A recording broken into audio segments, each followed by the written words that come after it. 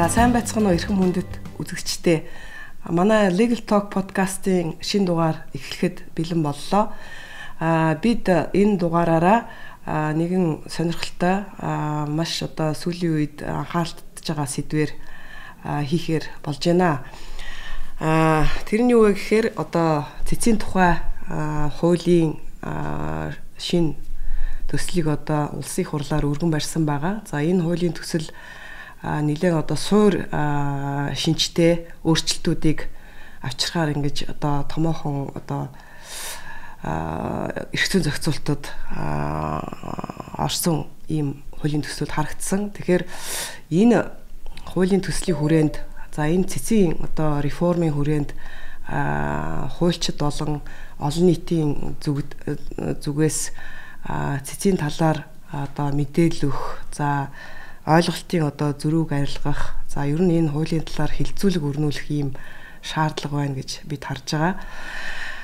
Тэгэхээр энэ сэдвээр одоо хамгийн их ярилцах одоо шаардлагатай хүний нэг бол энэ сэдвийг одоо байнга бичиж судалж ирсэн хүн мөн үндсэн хуулийн цэцгийн гишүүнээр ажиллаж исэн хууль зүйн шинжилгээ ухааны доктор профессор Сарантойг бид зорчноор урьсан байгаамаа. Танд энэ өдрийн мэндийг хүргэе. Өдрийн мэнд. За та сайхан хаварчж гин үү? Сайхан хаварчж гин. Эрүүл мэнд сайн тэгээд ажил ихтэй байвал сайхан хаварчж гинэ гэсэн үг. Тэр өстө үнэм одоо таныг ингээд сайхан ажиллаа хийгээд явж гин гэж бодохоор бас миний хувьд ч гэсэн их баяртай байна. Баярлалаа. Та бүхний тус тийм ээ. За тэгэхээр хоёулаа энэ цэцгийн реформын талаар одоо өнөөдрийн энэ подкаст үеэр ярилцах гэж байгаа. Тэгээд энэ өөрөө их өргөн хүрээтэй ийм асуудал сэдв учраас эхнээс нь нэлээд суур асуудлаас нь эхлэе гэж бодож байна. Өөрөөр хэлбэл үндсэн хуульд одоо цэц гэж ийм байгууллага байна. За ямар маргааныг шийддгүү гэдэг бид нар бол ер нь бол бас мэднэ. Сүүлийн одоо 30 жилийн практикийг харахад бол илүү одоо яг хүний эрхэд чиглэсэн яг иргэдэд шууд хамааралтай ийм одоо маргааныг хүний үндсэн эрхэд хамааралтай ийм асуудлыг бол цэц шийдэж ирсэнгүй. Тэгэхээр бол цэцийг бол бид нар бол нэлээд шүүмжилдэг. За дээр нь харахтаа бол одоо зөвхөн нэг тийм төрийн дээд байгууллагуудын маргааныг шийдвэрлэдэг одоо ийм л газар юм уу гэд ингээд яриа шүүмжил бас явдаг л да. За гэтэл одоо энэ сая одоо шинээр орж ирж байгаа хуулийн төсөл мөнх оргил гишүүн одоо өргөн барьсан ийм цэцгийн тухай болон цэцгийн хэрэг маргаан одоо шийдвэрлэх тухай хууль гэдэг ингээд хоёр хуулийн төсөл орсон баа. За энэ хуулийн төслөөр бол одоо цэц өмнөх үйл ажиллагаанаас тис одоо өөрөөр буюу шинээр нэлийн үйл ажиллагааны өргөжих юм одоо тийшээгээ хандж байна. За тэрний юу гэхээр одоо үндсэн эрх зөрчих юм бол иргэний тийм ээ үндсэн хуулийн одоо цэцэд хандах ийм боломжийг нээж өгсөн ийм хууль гарч ирж байна. Тийм учраас энэ үндсэн хуулийн энэ үндсэн эрх гэдэг энэ яг маргаан гэдэг юм яг юу юм бэ? Үндсэн эрх гэдэг юм одоо бас үндсэн хуулиндаа байдаг. Гэхдээ энийг одоо яг амьдрал дээр яаж одоо саяны ярьснаар бодиттойгоор ингэж маргаан болгож за энэний дараа одоо цэцгийн шийдвэр гарч эцэст нь тэр хүний одоо зөрчигдсөн эрх нь яаж сэргээх юм бэ гэдэг дээр бол маш ийм цогц өөрчлөлтүүд гарах нь л дээ. Тэгээ энэ талаар би эхлээд танаас яг үндсэн эрх гэж юу юм, үндсэн эрхийн маргаан гэж юу юм, эргэн үнд ямар ач холбогдолтой юм? Та энэ талаар эхлээд танилцуулах. За үндсэн хуулийн цэц 1992 оны үндсэн хуультай хамт мэндэлсэн. За тэгээд энэ байгууллагын талаар одоо үндсэн хуульд 5 дугаар бүлэгт нь анх удаа зохицуулалт орж ирсэн Монгол улсын үндсэн хуулийг манах бүрэн эрхтэй байгууллага анх удаа бий болсон гэж хэлж болно. За тэгээд үндсэн хуулийн бусад улсуудын шүүхүүдтэй харьцуулахад үндсэн хуулийн цэцгийн эрх хэмжээ харьцангуй явцуу байж ирсэн. За ийм байдлаар манайд 32 жил өнгөрлөө. Гэхдээ үндсэн хуулийн цэц өөрийнхөө үйл ажиллагаагаар бас үндсэн эрхэд огт хамааралгүй байсан гэж хэлэх хэцүү, тийм боломжгүй. Яагаад гэвэл үндсэн хуулийн цэцийн харьяалан шийдвэрлэх асуудлаар хүний эрх хөндөгдөж байсан бол тэр хууль нь үндсэн хууль зөрчсөн байна уу үгүй вэ? Тэр тогтоол одоо үндсэн хууль зөрчсөн байна уу үгүй вэ гэдгийг шийдвэрлэж байгаагаараа шийдвэрлэж ирснээрээ үндсэн эрхийн хамгаалалтыг тодорхой хэмжээнд хэрэгжүүлж ирсэн гэж хэлж болно. За тэгээд ер нь бол үндсэн хуульд төрийн одоо бүх эрх мэдэл захирагдах учиртай. Хууль тогтоох, гүйцэтгэх шүүх эрх мэдлийн аль аль нь үндсэн хуулийн дор ажиллах ёстой. Үндсэн хуулийг дээдлэх ёстой. За тэр утгаараа эдгээр байгууллагууд бүгдөө үндсэн эрхэд халдах магадaltaй байгууллагуудад тооцогддог. Манайд бол эдгээр дотроос тухайлбал гүйцэтгэх эрх мэдэлд хамаардаг нэлээд олон байгууллага цэцгийн хяналтанд шууд ордог биш. Мөн одоо шүүх эрх мэдлийн байгууллагын шийдвэр үндсэн хууль зөрчил. Түүний дотор одоо үндсэн хуулийн хамгийн чухал бүрэлдэхүүн хэсэг болох үндсэн эрхийг зөрчил хэрхэх вэ гэдэг асуудал бол хөндөгдөх боломжгүйсэн. Яагаад гэвэл энэ хяналт хэрэгждэггүй байсан учраас. За тэгээд үндсэн хуулийн цэцгийн холбогдлолтой хууль тогтоомжид энэ сүүлийн 32 жил жижиг нэмэлт өөрчлөлтүүд орсон байдаг. Зарчмын суурь ажил багталтай нэмэлт өөрчлөлтүүдийн яригдж байгаагүй 2019 оны үндсэн хуулийн нэмэлт өөрчлөлтөөр одоо энэ асуудлыг хөндөх шинжтэй харагдж байсан боловч тэгээд чимээгүй үлдээд үндсэндээ энэ чинь асуудал бол гэдэг шин зохицуулалтгүй үлдчихсэн юм л та. Ингээд одоо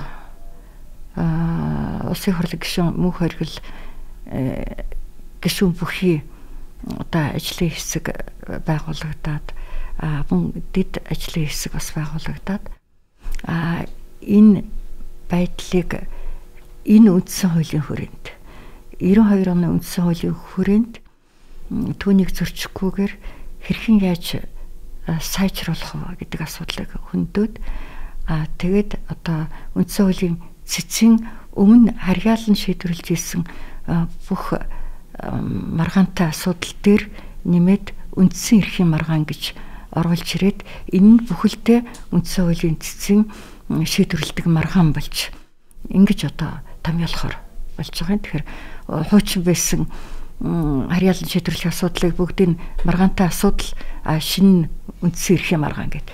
Тэгээ энэ бүхэлдээ үндсэн хуулийн цэцгийн харьяалан шийдвэрлэх маргаан болох байдлаар ингэж одоо томьёолж цэцгийн тухай хууль болон үндсэн хуулийн цэцэд маргаан хянан шийдвэрлэх ажиллагааны тухай хуулийн шинжилсэн найруулгаар оруулж ирэх ийм байдал харагдаж байгаа юм. Ингэж оруулж ирж байгаа юм үстэй.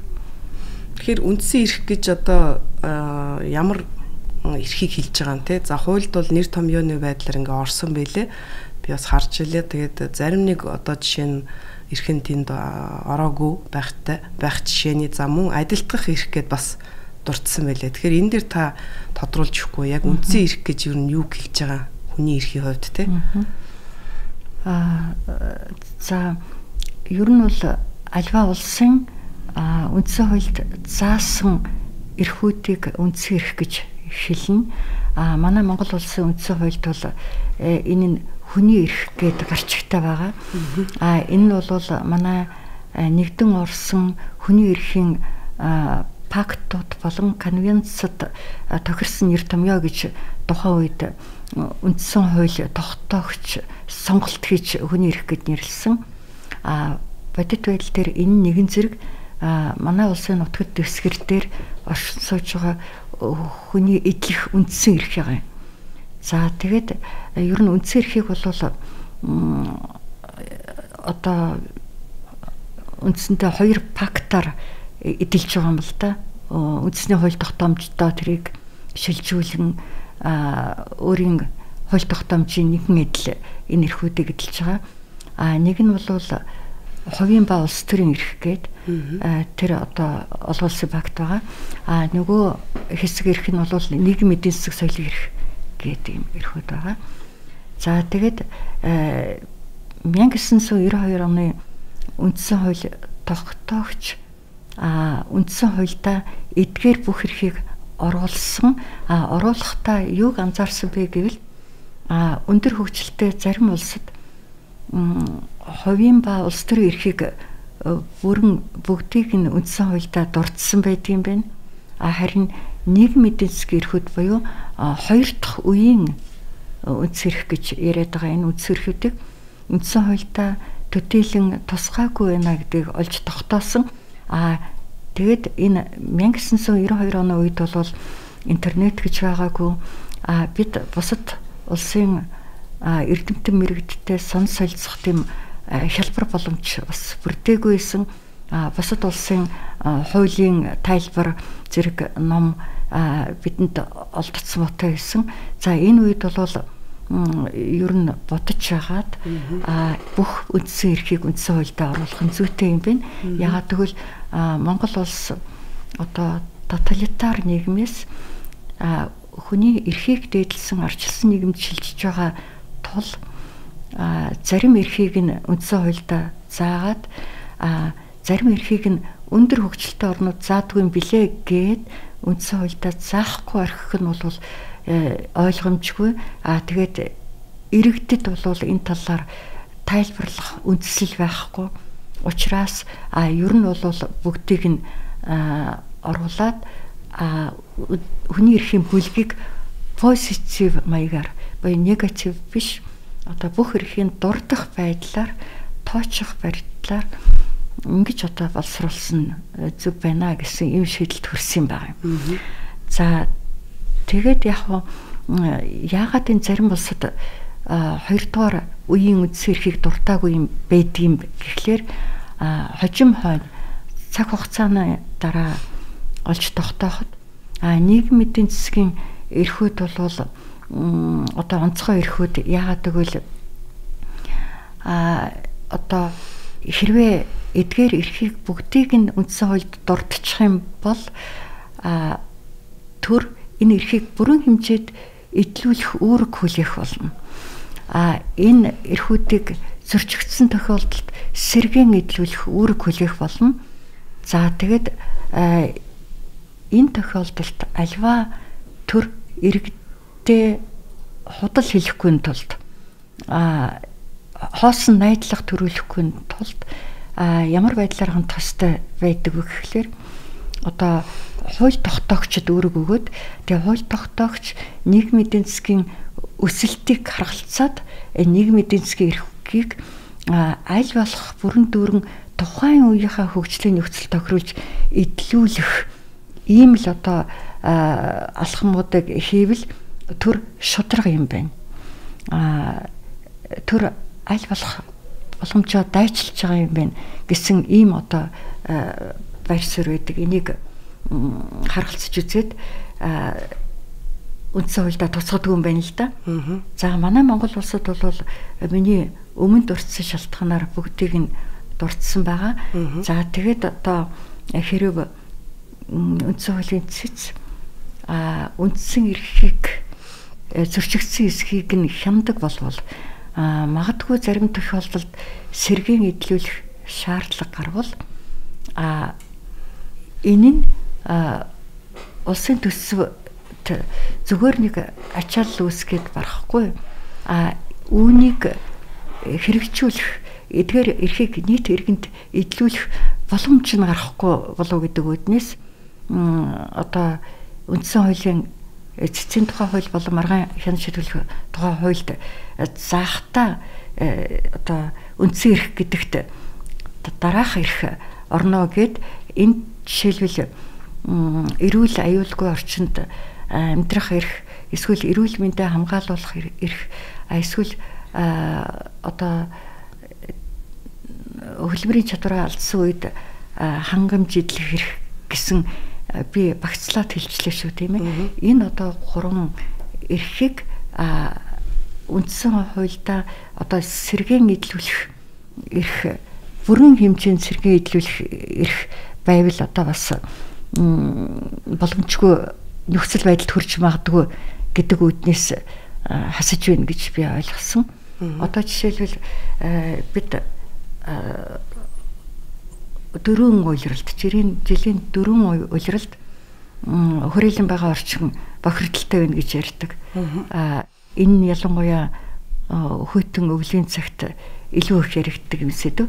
Тэгээд энэ хүрээлэн байгаа орчин бохирдолтой агаарын бохирдлоос үүдээд эрүүл мэндэд хохироогүй хүн гэж үлдээгүй байгаа өнөөгийн нөхцөлд хэрвээ энэ эрхийг сэргийн эдлүүлэхээр хийх юм бол хүн болгоны эрх магадгүй эрхийг сэргийн эдлүүлэх тухай яригдах болоод тэгээ энэ бодит байдал дээр хэрэгжих боломжгүй нөхцөл байдалд хүргээд тэгээд түр хэлсэн үүрэг амлалтаа биелүүлэхгүй байх нөхцөлд хүрэх магадaltaй учраас эдгээр эрхийг болвол тэр нөгөө өндөр хүчтэй улс орнуудад байдаг шиг эдгээр эрхийг эдлүүлэхдээ хууль тогтоогчд үүрэг өгөөд хууль тогтоогч одоо энэ үндсэн хуульд заасан энэ хэмжээнд эдлүүлэхэд чиглэсэн тэр нөхцөл байдлыг улсдаа бүрдүүлнэ.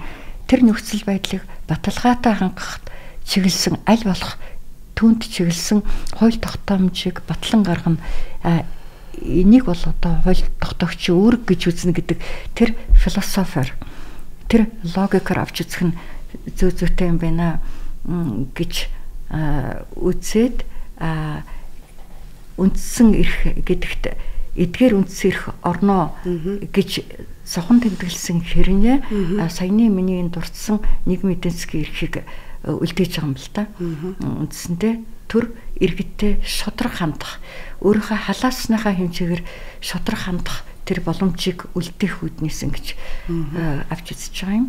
Харин одоо үндсэн хуульд бол үндсэн хуулийн 2 дугаар бүлэгт буюу 12 дугаар зүйлд заасан эрхүүдээс гадна иргэн хүнд эрх болгосон олон өөр заалт байж болно гэж үзээд тэр нь чухамхүү 16 дугаар бүлэгт 16 дугаар зүйлд ороогүй тохиолдолд одоо тэдгэрийг үндсэн эрхтэй адилтгаж үзэх эрх гэж авч үзээд тэдгэрийн одоо асуудлыг тэдгээр эрх зөрчигдсөн эсэх асуудлыг бас үндсэн хуулийн цэц авч хэлцэх боломжтой гэдгийг илэрхийлж энэ үндсэн эрхтэй адилтгаж болох эрхүүд гэдгийг үндсэндээ шинээр гаргаж ирж байгаа.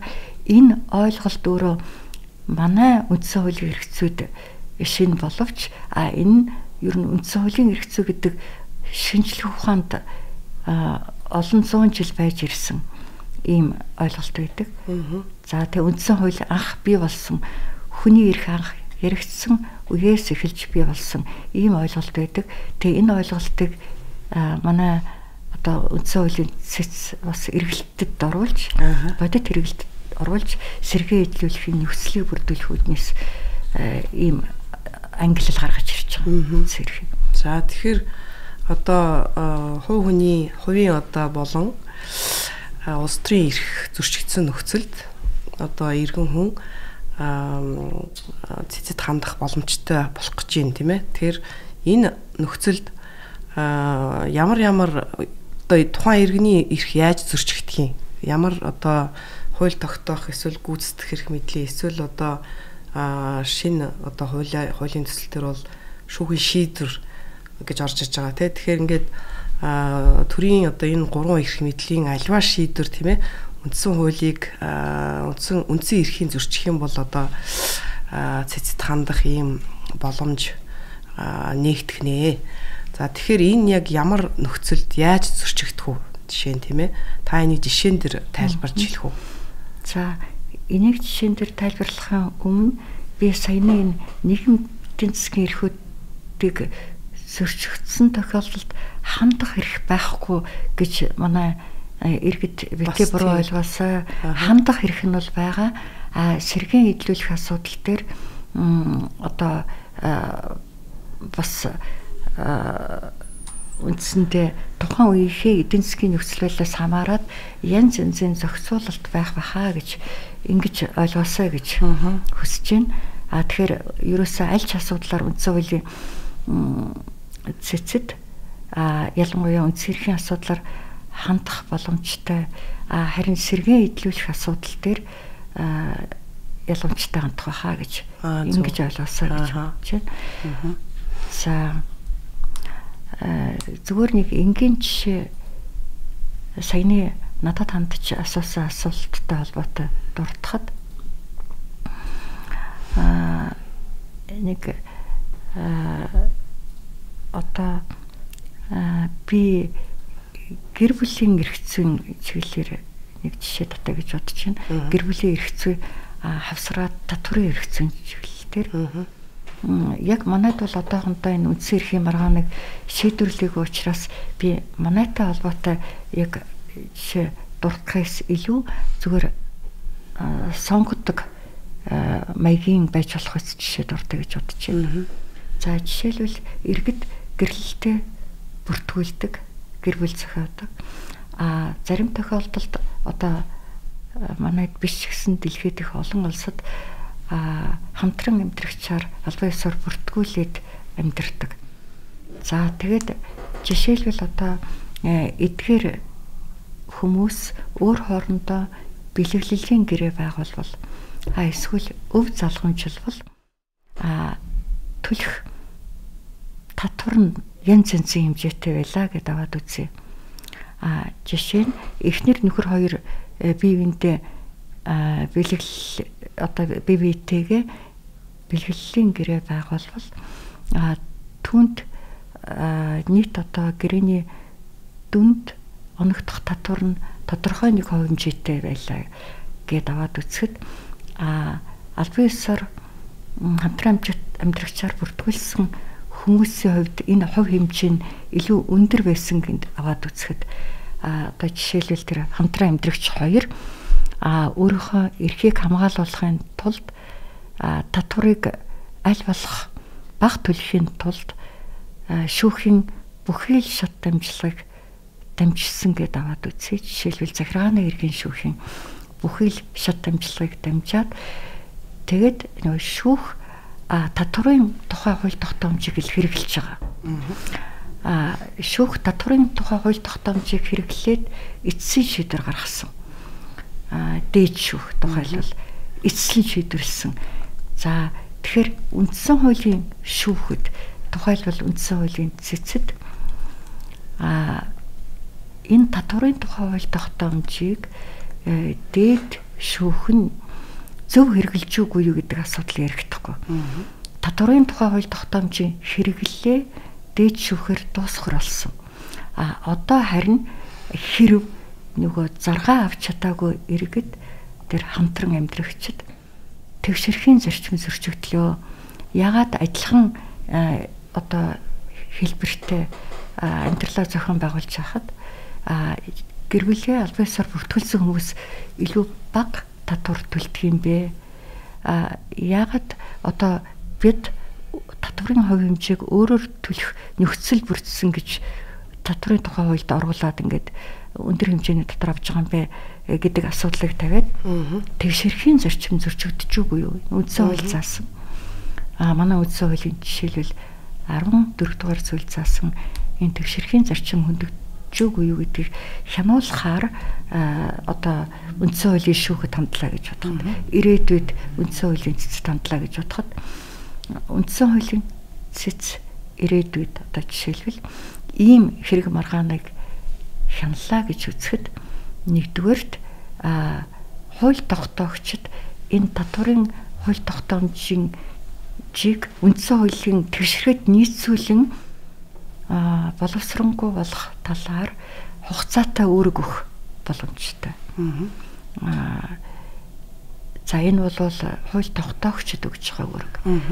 Улсын дээд шүүхэд хандаад энэ одоо татварын хувь хэмжээг зохицуулсан шүүхийн шийдвэрээ үндсэн хуулийн тэгшэрхийн зарчимд нийцүүлж өөрчлөхийг хүсэх боломжтой.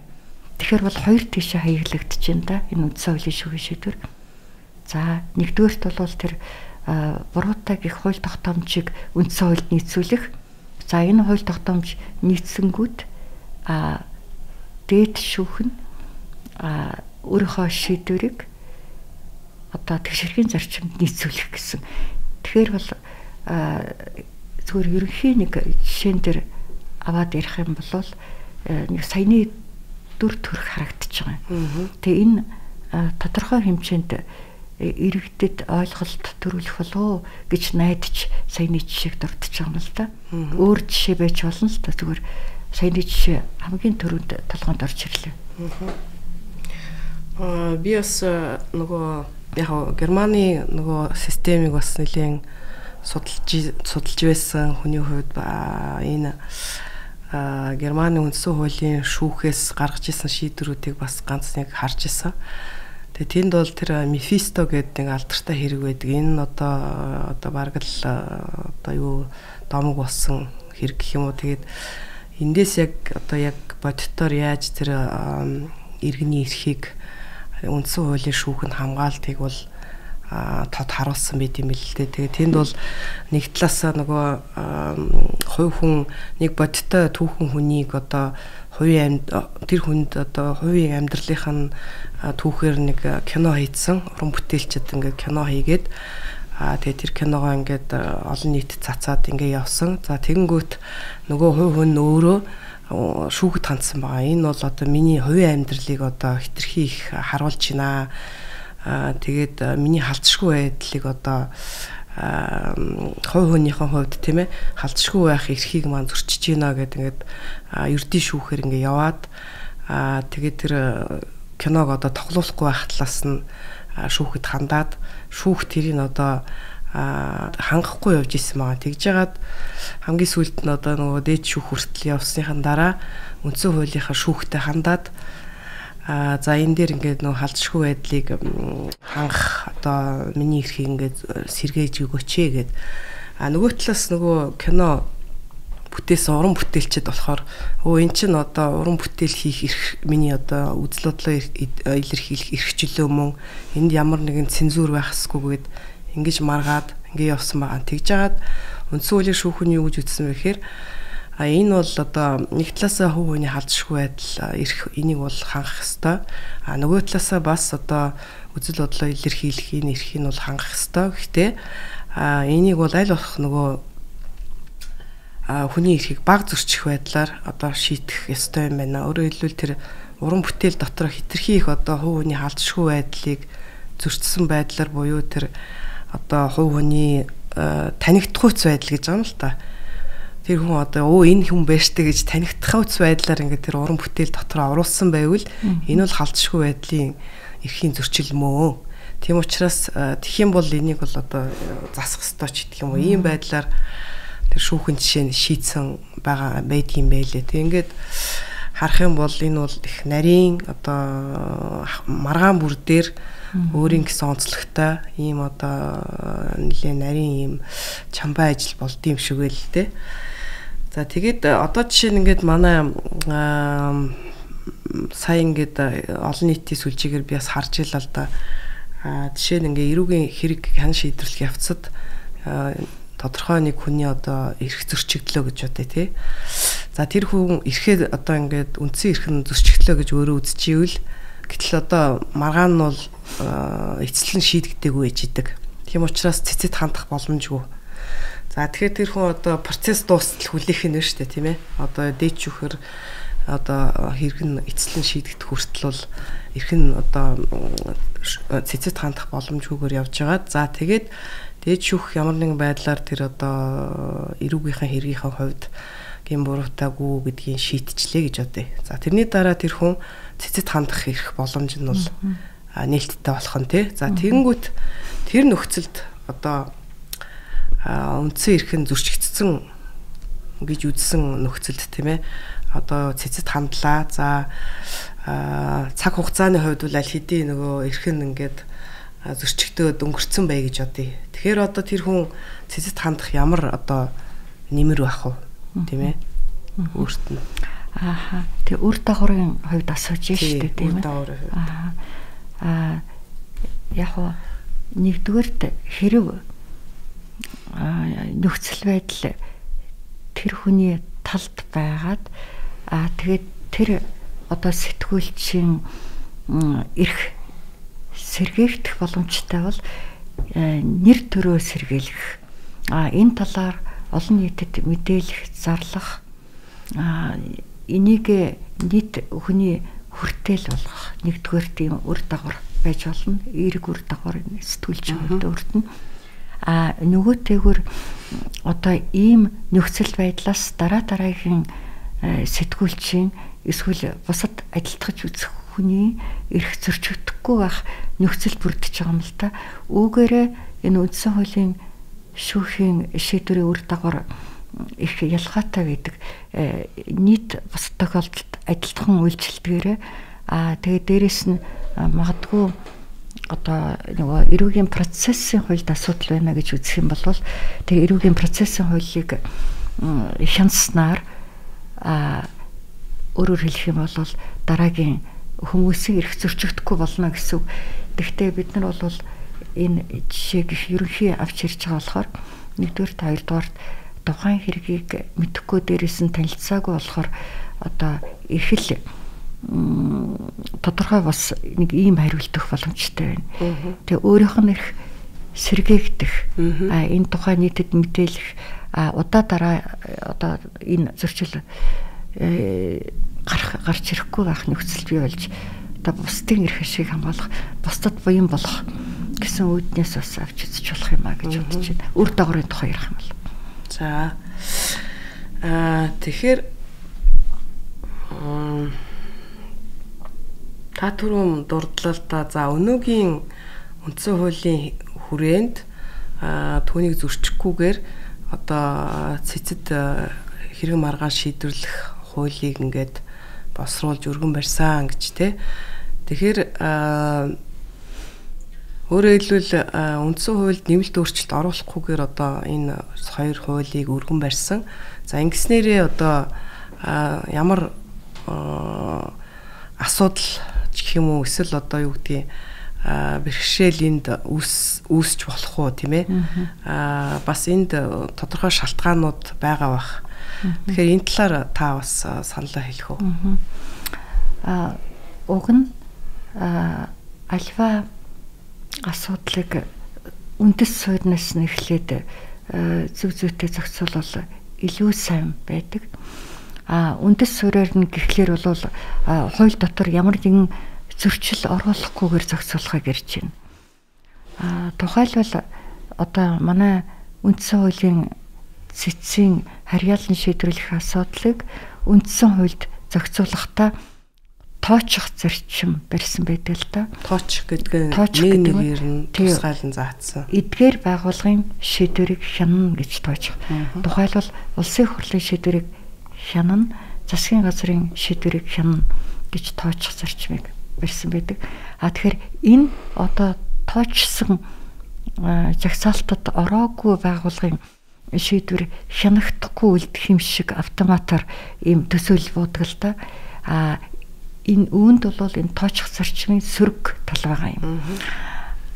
Шүүхийн эрх хэмжээг уулна ерөнхийлөн томьёолох зарчмаар хэрвээ хуульчилбал ийм сөрөг үр дагавар гарахгүй болж байдаг. Жишээлбэл захиргааны гадагш чиглэсэн бүх шийдвэрийг захиргааны иргэн шүүх хянана гэдэг шиг одоо хууль тогтоох гүйцэтгэх шүүх эрх мэдлийн үндсэн хууль зөрчсөн бүхэл шийдвэрийг үндсэн хуулийн шүүх хянана гэх байдлаар оруулвал энд нөгөө тооцолт байхгүй болоод тэгэд үндсэн хууль одоо зөрчсөн байх магадлалтай бүхэл шийдвэр автоматар орж ирэх нөхцөл бүрддэг. Тэгээ манай үндсэн хуульд нэгэнт ийм тооцох зарчим байгаа учраас үндсэн эрхийн маргааныг оруулж ирэхдээ одоо дээрэс нь нэмэх шаардлага гарсан. Тэгээд одоо энэ харьяаллын шийдвэрлэх асуудлыг оруулж ирэхдээ агуулгаар нь томьёолоод оруулчихж байгаа байхгүй юу? Тухайлбал улсын дээд шүүхийн шийдвэр гэж байгууллагаар нь биш, агуулгаар нь оруулж ирж байгаа юм л да.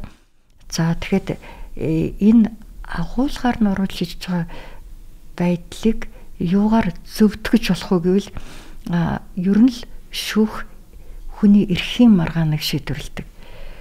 Тэгэд харин эдгээр маргаан нь үндсэн хуулийн түвшинд хүрээд ирэхлээр үндсэн эрхийн маргаан болно. За тэгээд одоо үндсэн хуулийн цэц үндсэн эрхийн маргаан шийдвэрлэхээр болж байна гэхэд бол зарчмын хувьд алдаа байхгүй. Зарчмын хувьд алдаа байхгүй. Тэгэхээр агуулгаар нь ороод ирж байгаа маа гэсэн үг. Энэ эрх хэмжээ нэмэгдээд. Тэгэхээр одоо заавал улсын дэд шүүхийн шийдвэрийг хянана гэж оруулж ирсэнгүй гэж шүүмжлэх нөхцөл бүрдэхгүй.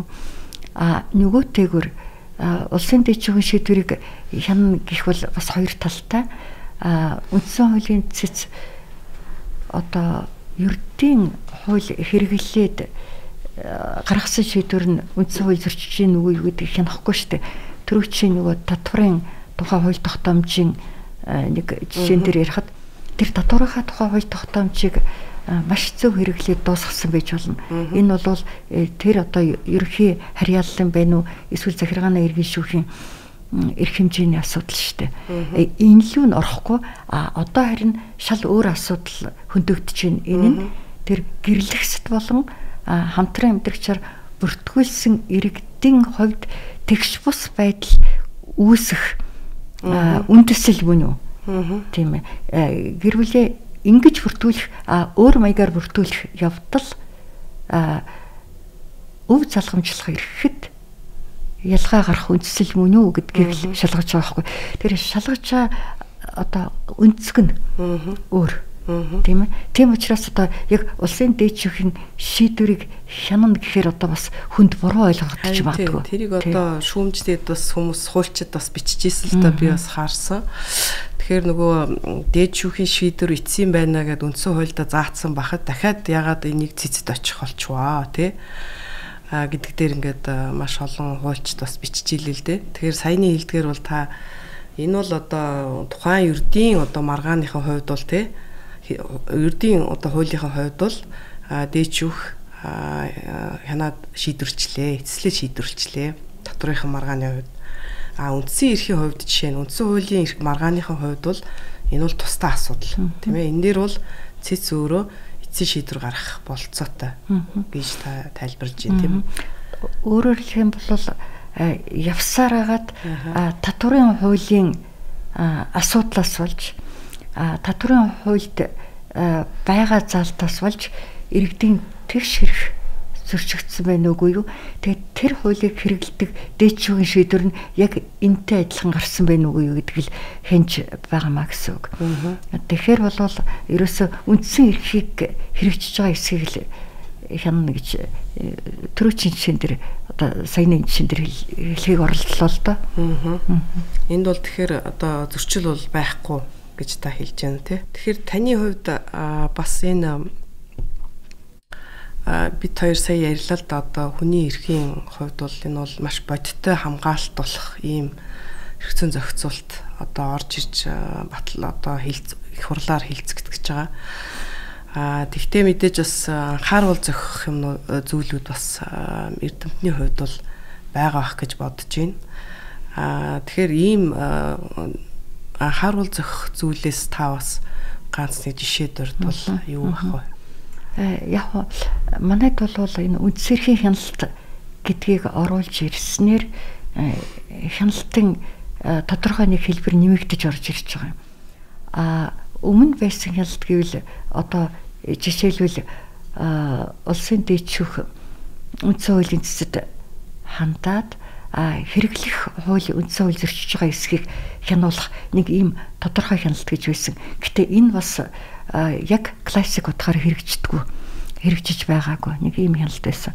За абстракт хяналт гэдэг хяналт байдаг. Жишээлбэл энэ абстракт хяналт гэдгийн хүрээнд улсын хурал үндсэн хуулийн цэцэд хандах хэрэгтэй байгаа байхгүй юу? Мөн ерөнхий сайд үндсэн хуулийн цэцэд хандах хэрэгтэй байгаа юм. Бусад улсууд бол засгийн газар хандна гэж ярьдаг. За тэгээд манай улсад бол энэ улсын хурал одоо энэ 32 жил өнгөрөхөд үндсэн хуулийн цэцэд хандж байгаагүй. Яагаад гэвэл өөрөө гаргасан шийдвэрээ олон хоороо өөрчлөх, олон хоороо хүчингүй болох боломжтой учраас өөр байгууллагад өгж үндсэн хууль зөрчилдөөсийг хямдуулах ийм шаардлага гарахгүй. Энэ нөгөө хамаарлын зарчим гэдэг зарчим өөр асуудлаар бол улсын хурал хандахгүй. Үндсэн хуулийн цэцэн харьяалж идэх өөр асуудлаар хандах шаардлага байхгүй. Өөрт нь хамааралтай асуудал гэвэл өөрийнх нь баталж байгаа хууль тогтоол. Тэгээ энийг өөрөө олон хоороо баталдаг учраас олон хоороо цэцэд хандна гэх нөхцөл бүрдээгүй 32 жил явж л дээ. Тэгээ хэрвээ улсын хурлын тодорхой тооны гишүүн ханддаг байсан бол энэ абстракт гэж миний төрөний нэрлээд байгаа хяналт манай улсад илүү их хэрэгжих боломжтой байх байлаа. Жишээлбэл одоо олонхын гаргаж байгаа хуультай санал нэгдэхгүй байгаа. Буруу гэж үзэж байгаа. Хэрэгжүүлэх боломжгүй гэж үзэж байгаа. Ийм хуулийн талаар тодорхой тооны гишүүн нам үйл харгалзаад би бүр яг нам үйл харгалзаад гэж хэлье. Хэрвээ үндсэн хуулийн цэцэд хандах эрхтэй байсансан бол энэ хяналт Монголд маш олон удаа үр дүнтэй хэрэгжээд манай Монголд үр дүнгээ өгөх байлаа гэж боддог. Тийм ээ. Тэр ийм юмнууд руу бас анхаарвал зүгээр байж мэднэ. За мөн нөгөөтэйгүр гэхээс өмнө би нэг жижигхэн зүйл ярихад одоо 90-ад оны дундуур эцсээр энэ асуудлаар одоо иргэн үндсэн хуулийн цэцэд хандаад улсын хурал үндсэн хуулийн цэцэд хөсөлт гаргана гэдэг залт хизээч хэрэгжихгүй залт ийм учраас үндсэн хууль зөрчиж гин гэдгийг тогтоож өгөөч гэсэн ийм мэдээлэл гаргаж ирсэн. За тэгэхэд үндсэн хуулийн цэц тухайн үед бол улсын хурал зөвхөн өөрийнхөө хуулиар биш цэцийн харьяаллын бусад асуудлаар бас хандах боломжтой шүү дээ. Ингэж үзээд үндсэн хууль зөрчөөгүй гэж үлдээж хэлсэн байхгүй. Тэгэхээр бол өөрт хамааралгүй асуудлаар ханддаггүй гэдэг нь энэ 32 жилийн туршлагаас харагдаад улсын хурал өөр асуудлаар хандаагүй л байгаа байхгүй юу? Жишээлбэл тийм ээ. За гэх мэтлэнгийн ийм жоохон боловсронгүй болох зүйлүүд байна. Сайжруулах юм бол зүгээр нэг өөр жижигхэн жишээ дурдах юм бол хуулийн төслийн шинжилсэн найруулгад одоо жишээлбэл улсын хурал ерөнхийлөгч засгийн газрын шийдвэрийн талаар цэцэд хандна гэдэг байж байгаа л да. Улсын хурал өөрөө засгийн газрын шийдвэрийг хүчингүй болох боломжтой. Тийм ээ. За мөн улсын хурал болон ерөнхий сайд ерөнхийлөгчийн шийдвэрийг хянуулна цэцэд хандаж иж байгаа. Тэгээ улсын хурал өөрөө ерөнхийлөгчийн шийдвэрийг хянаад хүчингүй болох хэрэгтэй. Тэгэхээр нэгэнт одоо өөрөө хүчингүй болох эрхтэй байгаа тохиолдолд өөрөө энэ эрхээ эдгэх нь илүү эффективнэ буюу үр дүнтэй. Үндсэн хуулийн цэцэд бол энэ асуудлаар нөх их хандахгүй байх магадaltaй. Тэгэхээр энэ хяналт хэрэгжих явдал бол бас эргэлзээтэй болж ирнэ гэсэн. Тэгэхээр би бол одоо энэ мэдлэнгийн хэд хэдэн зүйлийг хэлж байгаагаараа бас хэд хэдэн юм байгаа. Хуулийн төслийн энэ эрг ач холбогдолтой зүйлийг бол өгөөсгөх гээгүй. Харин энэ одоо хуулийн төсөл батлагдах юм бол ямар нэгэн хийдэлгүй тэг өхмөл заалтгүй бодтой иргэнд хэрэгтэй байгаасаа гэж бодох үүднээс эхэлж байгаа юм. Түүнээс бас одоо бусдын болж чадсан хийсэн энэ одоо шийдлийг цэвэр шүүмжлээ төндлөнгөөс нь хараа сууж байгаа юм барьсвар бариагүй гэдгийг бас хэлхэн зүйтэй бахаа гэж бодож байна. Тэгэхээр одоо энэ хуулийн төслийг харах юм бол одоо шүүхийн улсын дээд шүүхийн шийдвэрийг жишээ нь цэц одоо хянахна шүү дээ үндсэн хуулийн эрх зүй талаасаа тий. Тэгэхээр цэцийн өөрийнх нь нөгөө үйл ажиллагаа бол нэлээд өөрчлөгдөх нэ тийм ээ. Нэлээд өргөн болно. За илүү хүний эрхийн чиглэл рүү одоо чиглэсэн болох нь.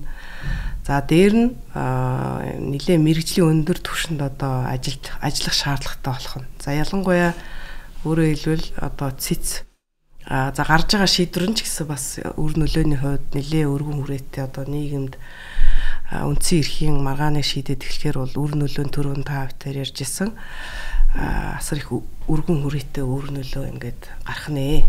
Тэгэхээр цэц бол одоо цаашдаа зүгээр нэг юм одоо бас хязгаарлагдвал ийм явцуу эсвэл хүрээний үйл ажиллагаа биш, маш өргөн хүрээний үйл ажиллагаа явах одоо ийм юу харагдаад байна л да.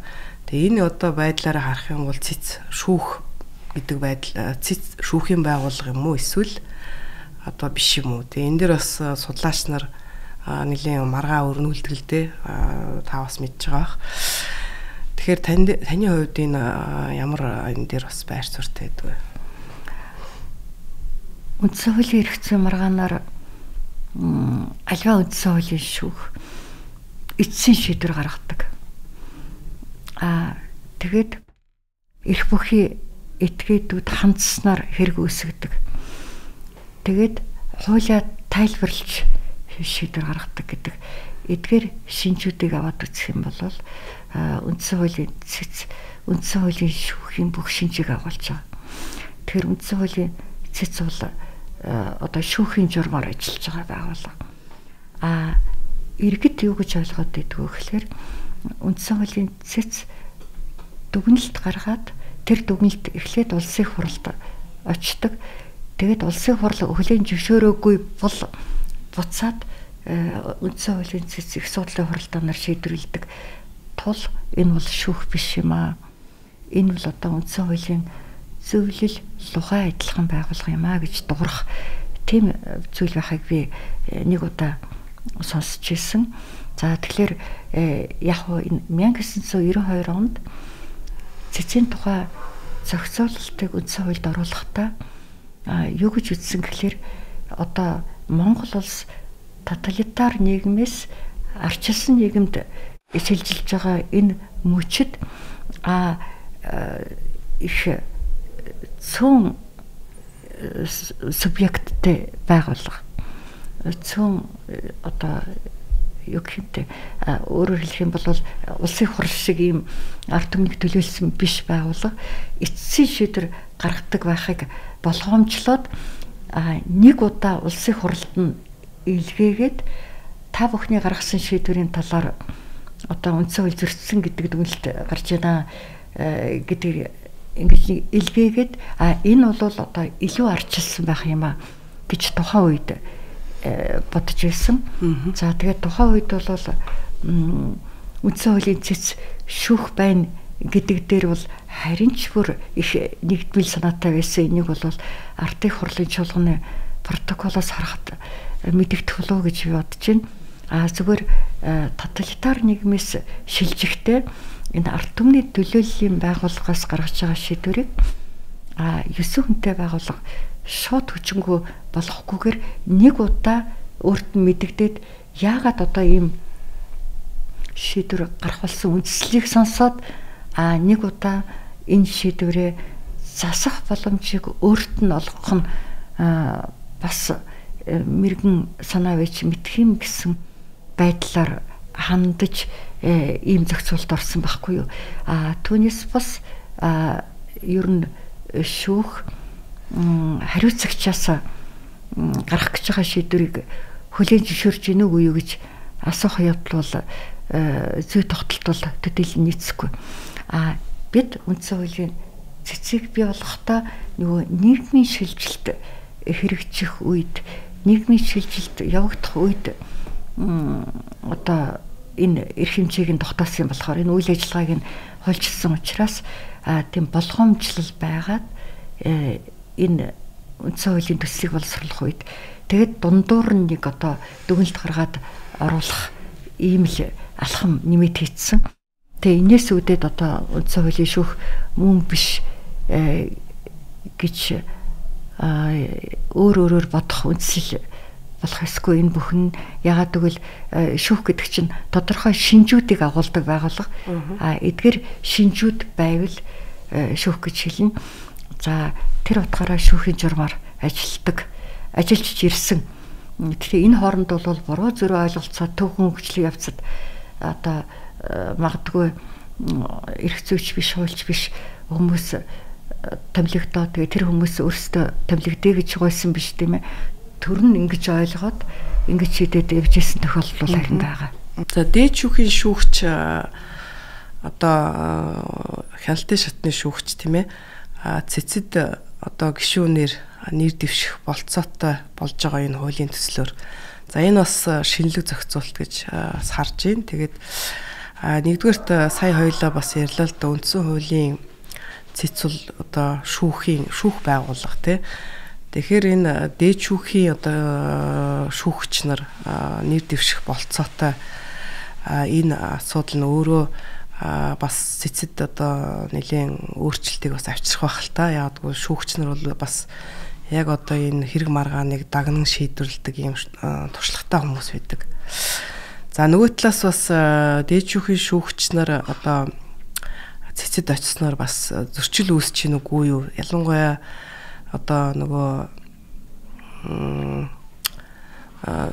цэцгийн гишүүн тийм ээ. Одоо дээд шүүхийн шүүгч хавсран гүйцэтгэж болохгүй гэдэг ингээд заацсан байгаа. Тэгэхээр одоо энэ дээр бас хүмүүс нэлээд шүүмжлэлтэй хэлээд илэлдэ. Тэгээ энэ дээр бас та тайлбар хэлэх үү? За эхлээд би хувийн бодлоос эхэлж болох уу? За хувийн бодол одоо 30 жил бодож байгаа бодол юу гэхлээр шүүх байгууллагт эрх зүйч ер нь сайн ярих юм бол хуульч бүр сайн ярих юм бол шүүгч байх болцол хангасан тийм хүн одоо нэр дэвшээ тавилагдвал энэ хууль хэрэглээний чанарт үндсэн хуулийн цэцэн шийдвэрт илүү нөлөөтэй эерэг нөлөөтэй гэж бодож байгаа юм. За тэр утгаараа бол энэ байр суурийг маш их олон жил зүгээр л одоо мэргэжил нэгт хүмүүсийнхээ төвшөнд оюутны хичээл орж явах төвшөнд илэрхийлж ирсэн. За харин үүний сацуугаар ямар мэдээлэл байдгүй гэхээр надад болон бусад манай хуульчдад зарим газар, зарим улсад одоо дээд шүүхийн шүүгч тодорхой тооны шүүгч үндсэн хуулийн шүүхэд нэр дэвшиж томилогдох ёстой юм аа. Энэ нь тэр одоо үндсэн хуулийн шүүхийн шүүх болох шин чанарт илүү эргээр нөлөөлж тэгээд хууль хэрэглэх байдал илүү чадварчиж за тэгээд одоо шүүх байгууллагын голдрлоор ажиллах нөхцөл илүү бүрдэх юм аа. Шүүх байгууллага байх хамгийн өндөр түвшний шүүх байгууллага байх тэр одоо уур амьсгал мэрэгжлийн ур чадвар бүрдэхэд ер нь хяналтын шатны шүүхийн шүүгч үндсэн хуулийн шүүхэд томилогддог байх нь зүйтэй юм аа гээд тодорхой тоо заасан байдаг улсууд байдаг л да. Тэгээд яг хөө би өөрөө Германы хуулийг тодорхой хэмжээнд судлах шаардлага гарч ирсэн тул одоо юу гэж байдгүй гэхээр нийт үндсэн хуулийн шүүхийн 16 шүүгч дотроос тус бүр биш баг худлаа ярих чинь 18 шүүгч дотроос 2 сенатод хуваагдаад тус бүр 3 буюу нийт 6 шүүгч хяналтын шатны шүүгч байсан байна гэж Германд бол заасан байдаг. За тэгээд манай хувьд бол зүгээр юг эргэцүүлж бодох ёстой юм бэ гэвэл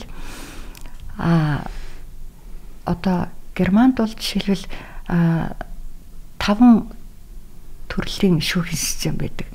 Нэг нь бол ердийн энэ манайд ерөнхий харьяаллын гэдэг сүүлийн үед нэрлээд байгаа шиг байгаа юм.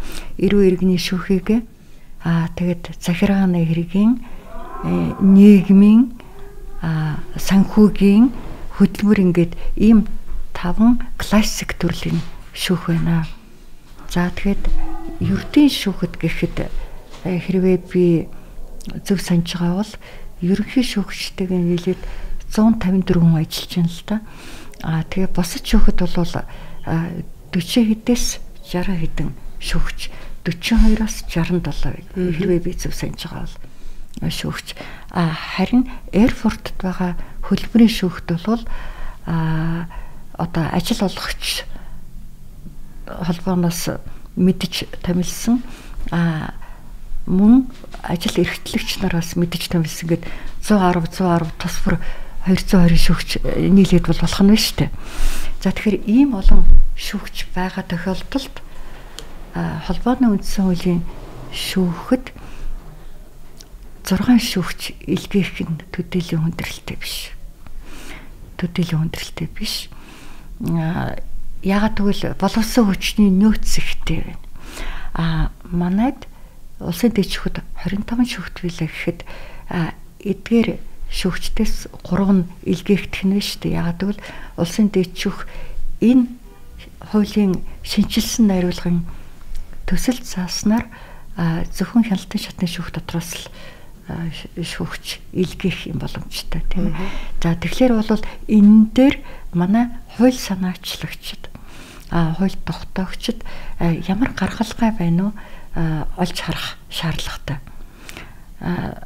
Тухайлбал энэ илгээж байгаа нийт 3 хүн дээр хүний тоон дээр юм уу эсвэл шүүгч байх болцол хангасан хүн дээр гэдэг юм уу тийм ээ. Энийг бол эртнээс мэдэж ямар нэгэн шийдэл гаргахгүй байх нөхцөлийг урчилж олж харвал бас зүгээр гэж мэднэ гэж бодож байгаа. Харин эргээд нөгөө хяналтын шатны шүүгч үндсэн хуулийн цэцэд очиод 6 жил ажиллаад тэгээд бүр эрхээ хугацаад дуусаад магадгүй буцаад дэжих ирэхээр нөгөө ерөнхийлөгч томилохгүй байвал яах вэ гэдэг асуудал яригдж байна. Та юу гэж бодож байна? Ийм асуудал яригдаад байх юм гэж хүн сонс солилцсон. За тэгээд миний хувьд бол мэдээж би юмыг бүр наанаас нь мэдээд хэлж чадахгүй. Гэтэ зүгээр юу гэж төсөөлөгдөж байна вэ гэхээр мэдээж ерөнхийлөгч бол томилох хэрэгтэй. Тийм учраас томилохоос бас татгалзах хэрэгтэй. Тийм ээ. За энэ тохиолдолд одоо нөгөө буцаж ирж байгаа шүүгчийн эрхийг мөн адил хамгаалах үүднээс ямар үндслээр томилохгүй болж байгаа юм бэ гэдгийг мэдэх эс бүр болохгүй тохиолдолд нөгөө ерөнхийлөгчийн энэ томилохгүй байгаа эс үйлдэлхийг үндсэн хуулийн шүүхээр хянуулах, ерөнхийлөгч үндсэн хууль зөрчсөн хэсгээр хянуулах ийм боломжууд байгаа. Гэхдээ энийг хэрэглэх ёстой манай төр одоо хоорондоо маргаантай байх, тогтворгүй байх ёстой гэж хэлж байгаа юм биш шүү, тийм ээ. Тэгээ ийм зүгээр гаргалгаа арга зам болвол байгаа юм аа. Гэхдээ энэ төрөхгүйгээр одоо хяналтын шатны шүүхийн шүүгчин эрхийг их хүндөхгүйгээр шүүгч болох болцол хангасан тэр хүмүүсээс нэр дэвшүүлээд томилох ямар арга зам байна вэ гэдэг дээр энэ хуулийн төсөл батлагдахаас өмнө хууль санаачлагч болон энд ажиллаж байгаа ажлын хэсгийн хүмүүс өөр хоорондоо ярилцаад тийм мэрэгэн зөв шийдэл олвол зүгээр гэж бодож байгаа. Тэгтээ бол давхар одоо ажил тийм ээ эрхлэн гэсэн үг бол биш шүү дээ тий. Одоо дээчүүхийн шүүгчээ тэр оронтойгоо хадгалаад ч юм өөр буцаж очиж ажиллах за яг буцаж очих нь тодорхой. Гэхдээ хүмүүс бас энэ төөрөлдөд байгаа нь давхар энэ ажлыг эрхлэх юм уу цэцгийн гишүүн болон улсын дээд шүүхийн шүүгч гэдэг нь л та. Тэгээ улсын дээд шүүхийн шүүгч үндсэн хуулийн цэцгийн гишүүн байх боломж үндсэн хуулиар хаалттай. Тэгэхээр үндсэн хуулийн цэцгийн гишүүнээр томилогдохоор одоо улсын дээд шүүхийн хяналтын шатны шүүхийн шүүгчээс энэ албанаас чөлөөлөгдөнө гэсэн үг. Тэгээд энэ заалт бол энэ хуулийн төслийн хойхон талд бас орсон байгаа. Чөлөөлөгдөнө гэсэн. Тэгээд жишээ нь дээд шүүхэд байхдаа шийдвэрлэж исэн одоо хэрэг маргаан нь цэцэд очлоо гэж бодъё. Тэр нөхцөлд бас дээд шүүхийн шүүгч байсан одоо хүн үндсэн хуулийн цэцгийн гишүүн болцсон байгаа маргааныг шийдвэрлэх эрхтэй эсвэл энэ чи татгалзах зохицуулт байгаа. Хэрвээ үндсэн хуулийн цэцгийн бүрэлдэхүүн хүрэлцээд тухайн маргаанд оролцох цэцгийн гишүүний тоо хангалттай байгаа тохиолдолд ийм цэцгийн гишүүн тухайн асуудлыг өмнө шийдвэрлэхэд оролцож байсан. Гэхдээ шийдвэрлэх хэрэгтэйгээр оролцож байсан. Бүрэн эрхийнхээ хүрээнд оролцож исэн ийм тохиолдолд бол татгалзан гарах боломжтой. Өөрөө ч татгалзан гарах үүрэгтэй. За одоо хоёлаа илүү процессын талаар ярих гэж бодож байна. За яг одоо иргэн хүү тийм ээ иргэн хүн зөвхөн хандна шүү дээ. Хуулийн этгээд бол биш бах тий. За би энэ дээр өөрийгөө илэрхийлээд тхий шууд тий дараа. За тэгэхээр иргэн хүн одоо өөрийнх нь эрхэн зөрчигдсөн гэж үзэх юм бол хизээ одоо юу гүнзслэн тийм ээ цэцэд хандах уу? Эхний алхам. За яг энэ хууль бол хүчин төгөлдөр болоогүй байгаа. Зөвхөн одоо төслийн хэмжээнд байгаа энэ байдлаар л төсөөлж байгаа шүү дээ тийм ээ. За яг энийг хариулахаа өмнө сая яг өмнөний асуулаа хуулийн этгээд яах вэ гэдэг. Ер нь бол альва шүүхэд эргэн хуулийн этгээд хандах эрхтэй байх ёстой. Яагаад гэвэл хуулийн этгээд гэдэг чинь хамтарч үйл ажиллагаа явуулж байгаа эрхтэл байхгүй юу. Тэр хуулийн этгээд магадгүй эрхэн зөрчигдлөө, үзэл бодлоо илэрхийлэх эрхэн зөрчигдлөө, өмчтэй байх эрхэн зөрчигдлөө гээд олон үндслэлээр шүүхэд хандах эрхтэй. Түүний дотор уул нь үндсэн хуулийн цэцэд бас хандах эрхтэй байх ёстой. Анханаас манай үндсэн хуульд хуулийн этгээд гэж ороогүй учраас эргэн хандна. Хэрвээ хуулийн этгээд хандахаар бол одоо хэн нэгэн хүн энэ хуулийн этгээдийг төлөөлөд хандах юм байгаа. Ийм зохицуулт байгаа. Тэгэхээр бол шууд хуулийн этгээд гэдэг байдлаар хандах боломжгүй гэсэн үг. Тийм ээ. Уул нь бол энэ үндсэн хуульд заагаад байгаа нийт үндсэн эрх чинь эргэн хуулийн этгээдэд хамарч байгаа байхгүй юу? Тухайлбал амьд явах эрхээс басна гэж хэлээ да. Одоо хуулийн этгээдийн эдэлж болох үс үндсэн эрх гэж байна. Эдлэх боломжгүй үндсэн эрх гэж байна. Тэгээ эдэлж болох үс бүх үндсэн эрхээрээ үндсэн хуулийн шүүхэд хандах хэрэгтэй байх ёстой. Тийм ээ. За манайд бол нэг ийм ойлголт байдаг. Гэтэ энэ ойлголтоос болж олон хуулийн этгээд эрх зөрчигдөөгүй захирлын юм уу эсвэл хуулийн зөвлөх нь ханддаг байсан бахаа гэж би бодож байна. Эсвэл хэн нэгэн төлөөлөгч эсвэл өмгөөлөгч ханддаг байсан бахаа гэж бодож байна. Үндсэн хуулийн цэцэд. За эргэн жишээлбэл одоо үндсэн эрхийн зөрчигдлөө гэж үзвэл шууд хандах юм уу эсвэл шаардлага нь юу вэ? Хуулийн төсөлд бол юу гэж орж ах шиг байна вэ гэхлээр улсын дээд шүүхийн шийдвэр гарснаас хойш 30 хоногийн дотор улсын дээд шүүхийн шийдвэр гарсан. Өөрөөр хэлэх юм бол одоо улсын дээд шүүхийн жоохон юу тухайн асуудлаар үндэсний эрхцэн бүх шат дамжлагыг дуусгасны дараагаар эцсийн шийдвэр гарсны дараагаар 30 хоногийн дотор хандна гэсэн нэг ийм зүйл байгаа. За тэгээд яг уу иргэд нөгөө мэдээлэл дуусгасны дараа гэдэг нь яг юу хэлж байгаа? Одоо тухайн асуудлаар цэцэд хандхаас өмнө гарч болох хамгийн сүүлийн шатны шийдвэр гарсан байх ёстой. Захиргааны байгууллага бол тухайн захиргааны дээд байгууллага тий. Захиргааны байгууллага бол захиргааны шүүхийн шийдвэр гарсан байх хэрэгтэй. Захиргааны шүүхийн шийдвэр. Тийм манайд бол захиргааны байгууллага одоо байгууллагыг үндсэн хуулийн цэц хянахаар хуульчлаагүй.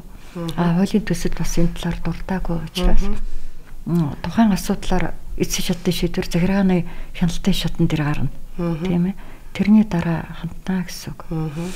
За тэгээд одоо жишээлбэл тодорхой албан тушаалтан үндсэн хууль зөрчсөн эсэх талаар одоо хэрвээ би андуураагүй бол 2 сар өнгөрөөгүй байх хэвээр тийм ээ. Засгийн газрын болон ерөнхийлөгчийн шийдвэр гарснаас хойш 1 жил өнгөрөөгүй байх хэвээр гэд хугацаа цаагаад байгаа юм л та. Гэхдээ энд бас юуг анхааруул зүгээр өгөхлөөр засгийн газар ерөнхийлөгчийн шийдвэрээр ер нь үндсэн хуулийн цэцэд шууд хандах ёстой биш. Яагаад гэвэл үндсэн хуульд зааснаар энэ хоёрын шийдвэр хууль тогтоомж зөрчил энэ хоёр өөрсдөө тэгээд улсын хурал түүнийг нь хүчингүй болох ёстой байгаа байхгүй юу? Тухайлбал засгийн газрын шийдвэр одоо хууль тогтоомж зөрчил засгийн газар өөрөө хүчингүй болох хэрэгтэй. Тэгээд улсын хурал хүчингүй болох хэрэгтэй. Гэтэ энэ арга замууд давсаар агаад цэц авах ёстой байгаа л да одоо тийм ээ. Ерөнхийлөгчийн шийдвэр дээр муу ялгаагүй. Яагаад гэвэл ийм урьдчилсан хяналтын шат үндсэн хуульд заагдсан байгаа учраас үндсэн хуулиа биелүүлэх ёстой шүү дээ цэц тийм ээ. Тэр утгаараа тэгээд яг эдгээр байгууллагын шийдвэр гарснаас хойш 1 жилийн дотор гэж орсон гэж би харлаа. Тэр энийг бас тооцоо байгаа. Тооцсон байх болтугай гэж бодож байгаа юм. Яг гэвэл нөгөө засгийн газарт өөрт нь хандна, хариу хүлээн, улсын хурлд хандна, хариу хүлээн ингэсээр итэл нөгөө 1 жил нь өнгөрчдөг юм биш байгаа гэж. Тэгэхдээ гайгүй бас тооцоолсон байхасаа гэж өсөж байгаа. Тэгээд хэрэг хян шийдвэрлэх ажиллагаа бол нэлээд дэлгэрэнгүй одоо зохицуулагдахаар ингэж орж иж байгаа юм байна. Энэ бас одоо дэвшилттэй юм зохицуултууд байх шиг байна. За жишээлбэл одоо эхнээс нь ингээ яхад улс ерөнхий бүртгэгч гэж хүн одоо цэцгийн гишүүн те нэг гишүүн юм уу? Эсвэл одоо тэр бүртгэгч гэдэг ерөнхий бүртгэгч гэдэг ийм үе нэг эхний одоо шат байх шиг байна. Тэгээд цаашаага бага суудал, дунд суудал, их суудал гэдэг те. Ингээ энэ процессын талаар та бас тайлбарлаж өгөх үү? За одоо жишээлбэл иргэн хүн өргөдөл юм уу мэдээлэл ирүүлээд тэгээд тэрийг нь одоо жишээлбэл үндсэн хуулийн цэцэн дарга тойргийн журмаар хэн нэгэн гишүүнд хуваарлаад тэгээд тэр өргөл мэдээлэл нь ямар нэгэн хэлбэрийн шаардлага хангаагүй байсан бол эсвэл буцаах эсвэл баргаан хяналт шийдвэрлэх ажиллагаа үүсгэхээс татгалзах гэсэн ийм асуудалд хүрэх юм бол нөгөө иргэн хүндээ хохиролтой. Тийм ээ. Тэгэхээр ерөнхий бүртгэгч ажиллана гэдэг нь ерөнхий бүртгэгч тэр өргөдөл мэдээлэл хуульд заасан шаардлага хангаж гарч өгөөгүй юу? Энэ асуудлаар урд өмнө цэц шийдвэрлэж байсан байна уу? Үгүй юу?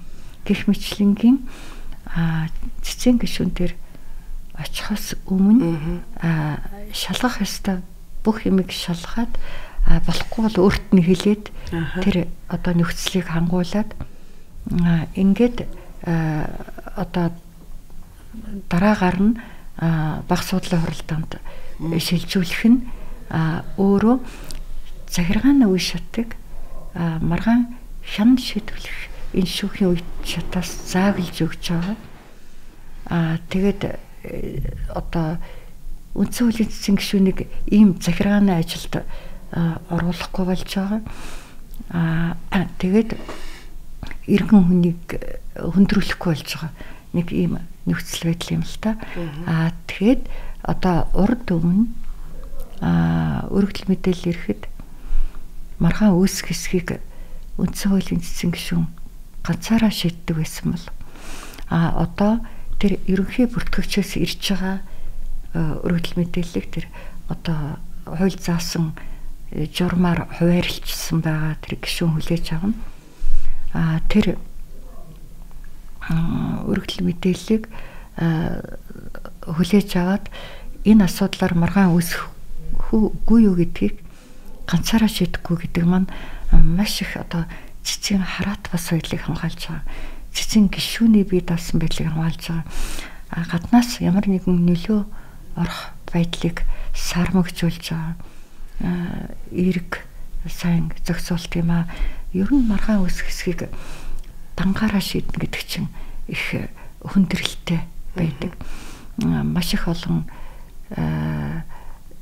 газраас энийг үүсгэх ёстой гэж үздэг.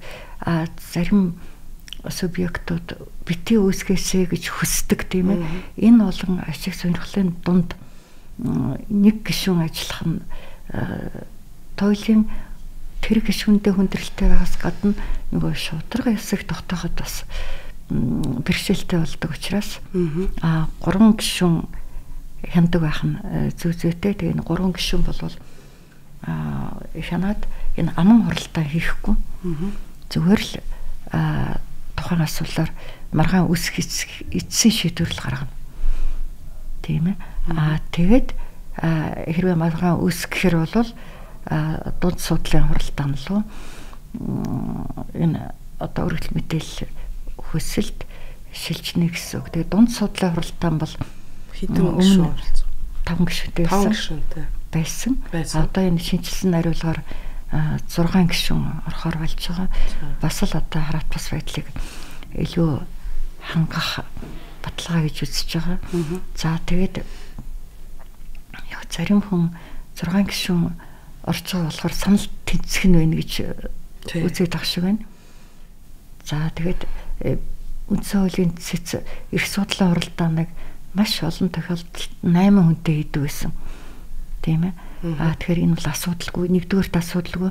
Хоёрдугаарт санал тэнцсэн тохиолдолд үндсэн хууль зөрчөөгүй гэж үзнэ гэсэн ийм зохицуулалт энэ хуулийн төсөл орсон байна гэж харсан. За тэгээд эцсийн шийдвэрлэх нь шүү дээ тий. Эцсийн шийдвэрлэх бол одоо жишээлбэл нөгөө цэц 6 өхний бүрэлдэхүүнтэй асуудлыг шийдвэрлэх ихэнх тохиолдолд зөвлөлдөх хуралдаанаар шийдвэрлэхээр явж байгаа. Аман хуралдаан хийх шаардлагатай нийтэд ажилбагталтай ийм асуудлыг хилцэж гин гэж үзвэл үндсэн хуулийн цэцэн гишүүд аман хуралдаан хийхээр төсөл туссан байгаа.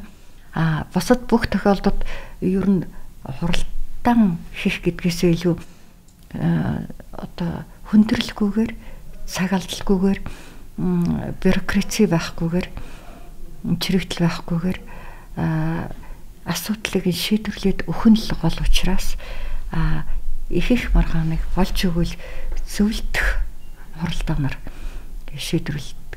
Аман хуралдаан хийхгүйгээр зөвлөдөн маягаар зөвлөлдөх тусгай тийм ээ. Зөвлөлдөх тусгайны хэлбэрээр шийдвэрлэх ийм одоо үндсэн зарчим руу шилжих нь илүү үр дүнтэй гэж үзэж байгаа.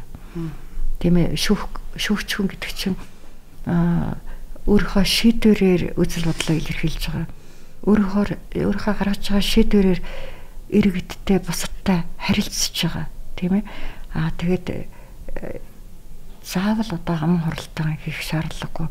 Магадгүй нийтэд резонанс үүсгэсэн нийтэд суур үнэт зүйл суулгах одоо тийм ажил багталтай асуудлаар аман хуралдаан хийх манайд бол энэ аман хуралдаан гэдгийг болиулаад ах шиг үл хуралдаан хийх тийм ээ. Бусад үед нь зөвлөдөөнөр шийдвэрлэх ийм л одоо хувилбарыг илүү зөв зүйтэй юм байна гэж олж тогтоод байгаа. Би зүгээр нэг сонирхолтой болсон түүх ярихад одоо үндсэн хуулийн цэц олон жилийн хугацаанд Европын холбооны улсуудад айлчилж одоо Европын холбоонд хамаарагдж байгаа улсуудын үндсэн хуулийн шүүхийн үйл ажиллагаатай танилцахдаа нэг саналыг ойр ойрхон тавьдаг байсан. Тэрний үгээр энэ Европын улсуудын үндсэн хуулийн шүүхийн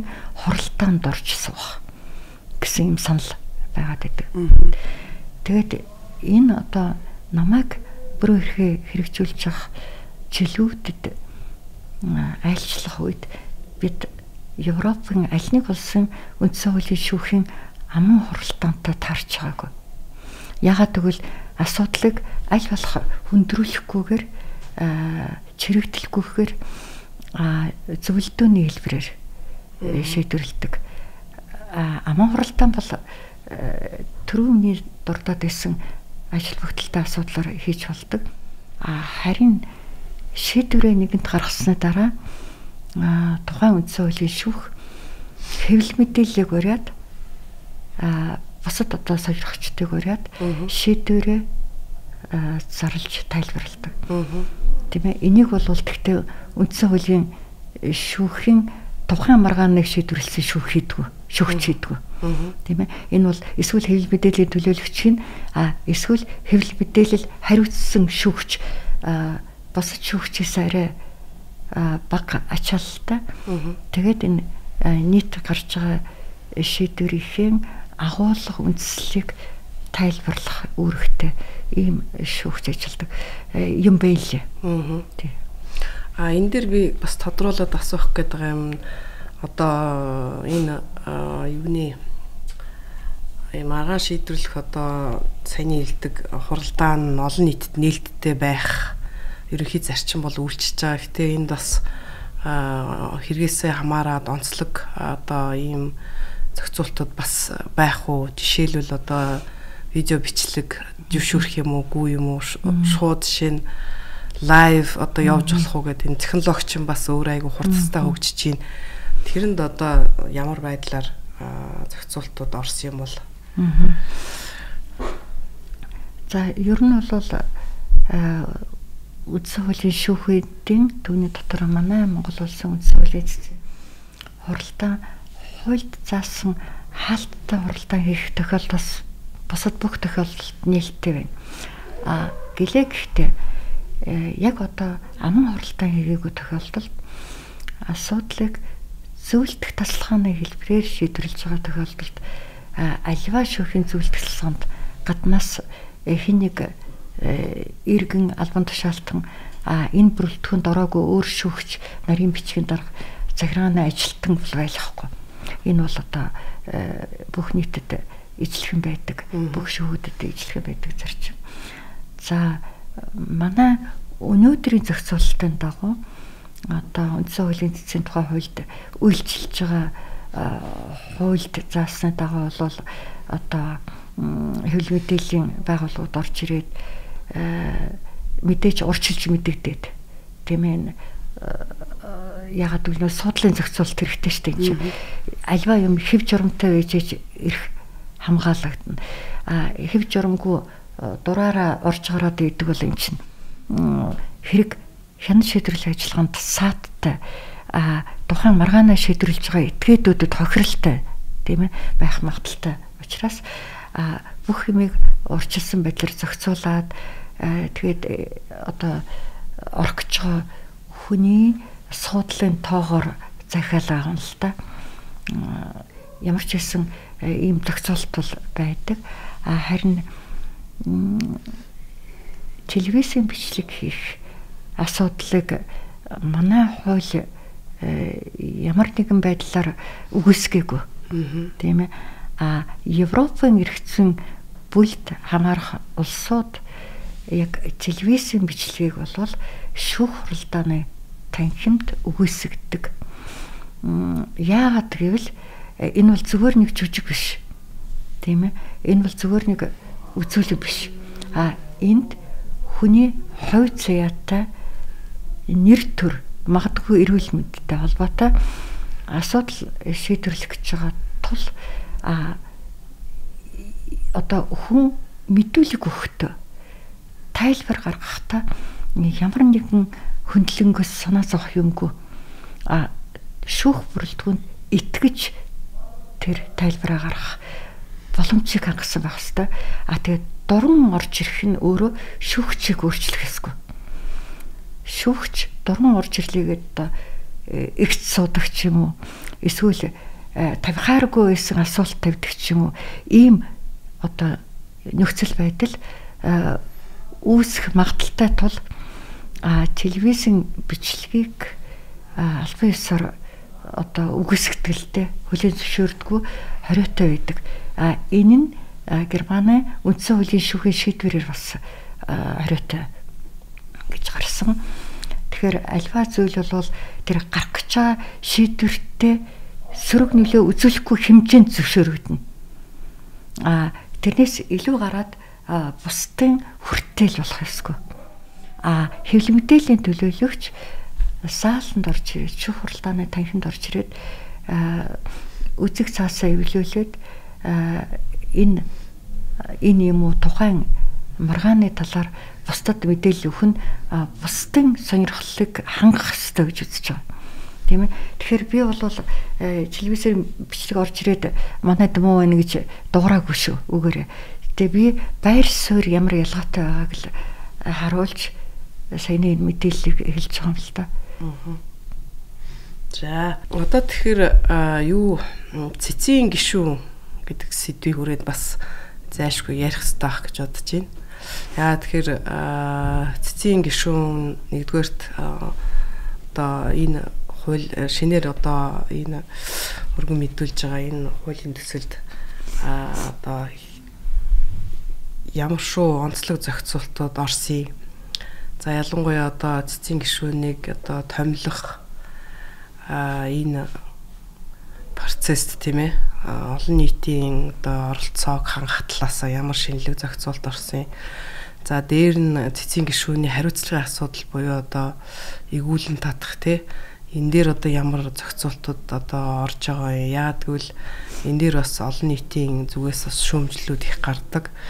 Тэгэхээр энэ цэцгийн гишүүдийг одоо мэрэгжлийн болон суртахууны өндөр одоо чадвартай байх тий олонний итгэлийг хүлээсэн байх ийм гишүүн байхад энэ шинэ хууль ямар одоо байдлаар зохицуултад орсон юм бол таны бас энэ дээрх байр суурь.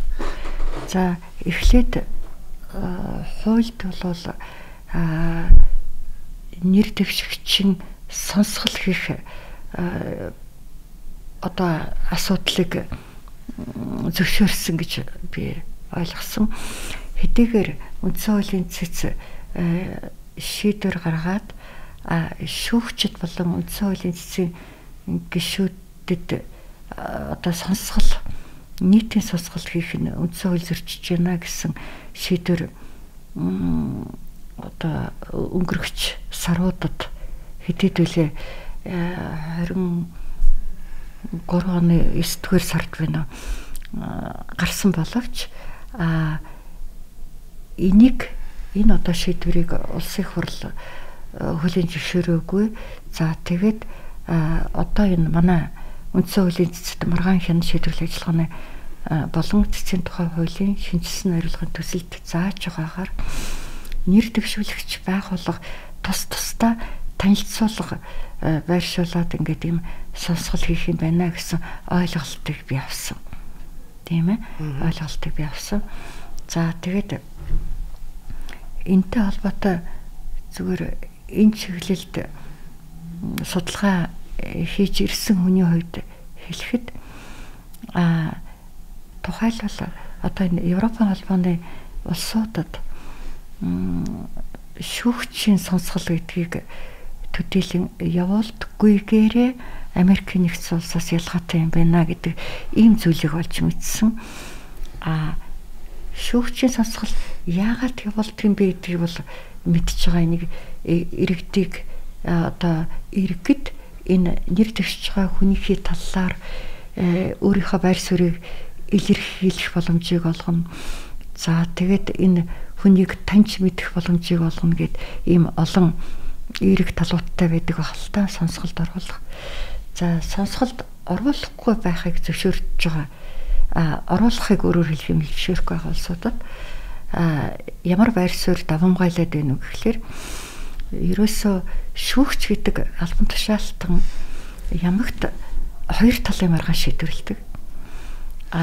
Тэр маргаанаас нэг нь заргаа аваад сэтгэл ханамжтай үлддэг бол нөгөө тал магадгүй сэтгэл ханамж багтаа үлддэг.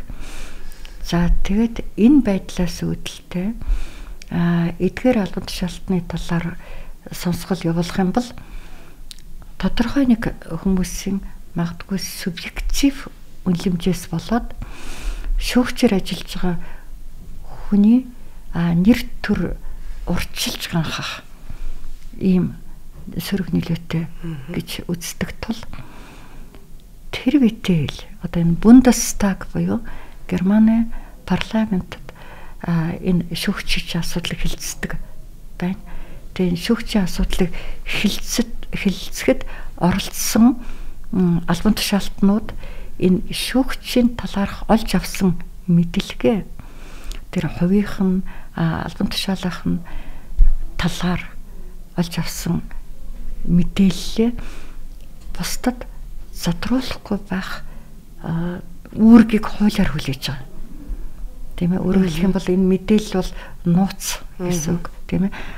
Тэгээд урьдчилж одоо ямар нэгэн субъективны үзэл санаанаас үүдээд тодорхой байр суурийг бий болгочоо тэгээд тэрийг дэвэргээд ах нөхцөл бүрдэн гэдгээс имиж ийм ярьж байгаа юм л да. Тэгээ одоо жишээлбэл хамгийн сүүлд 2023 оны 1-р сард байна уу да.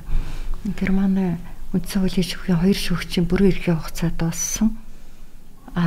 Өөр 2 шүүгчийн бүрэн эрхийн хугацаа эхэлсэн. Тэгээ энэ ажиллагааныг ёслолын хүрээнд явагддаг юм байна л да.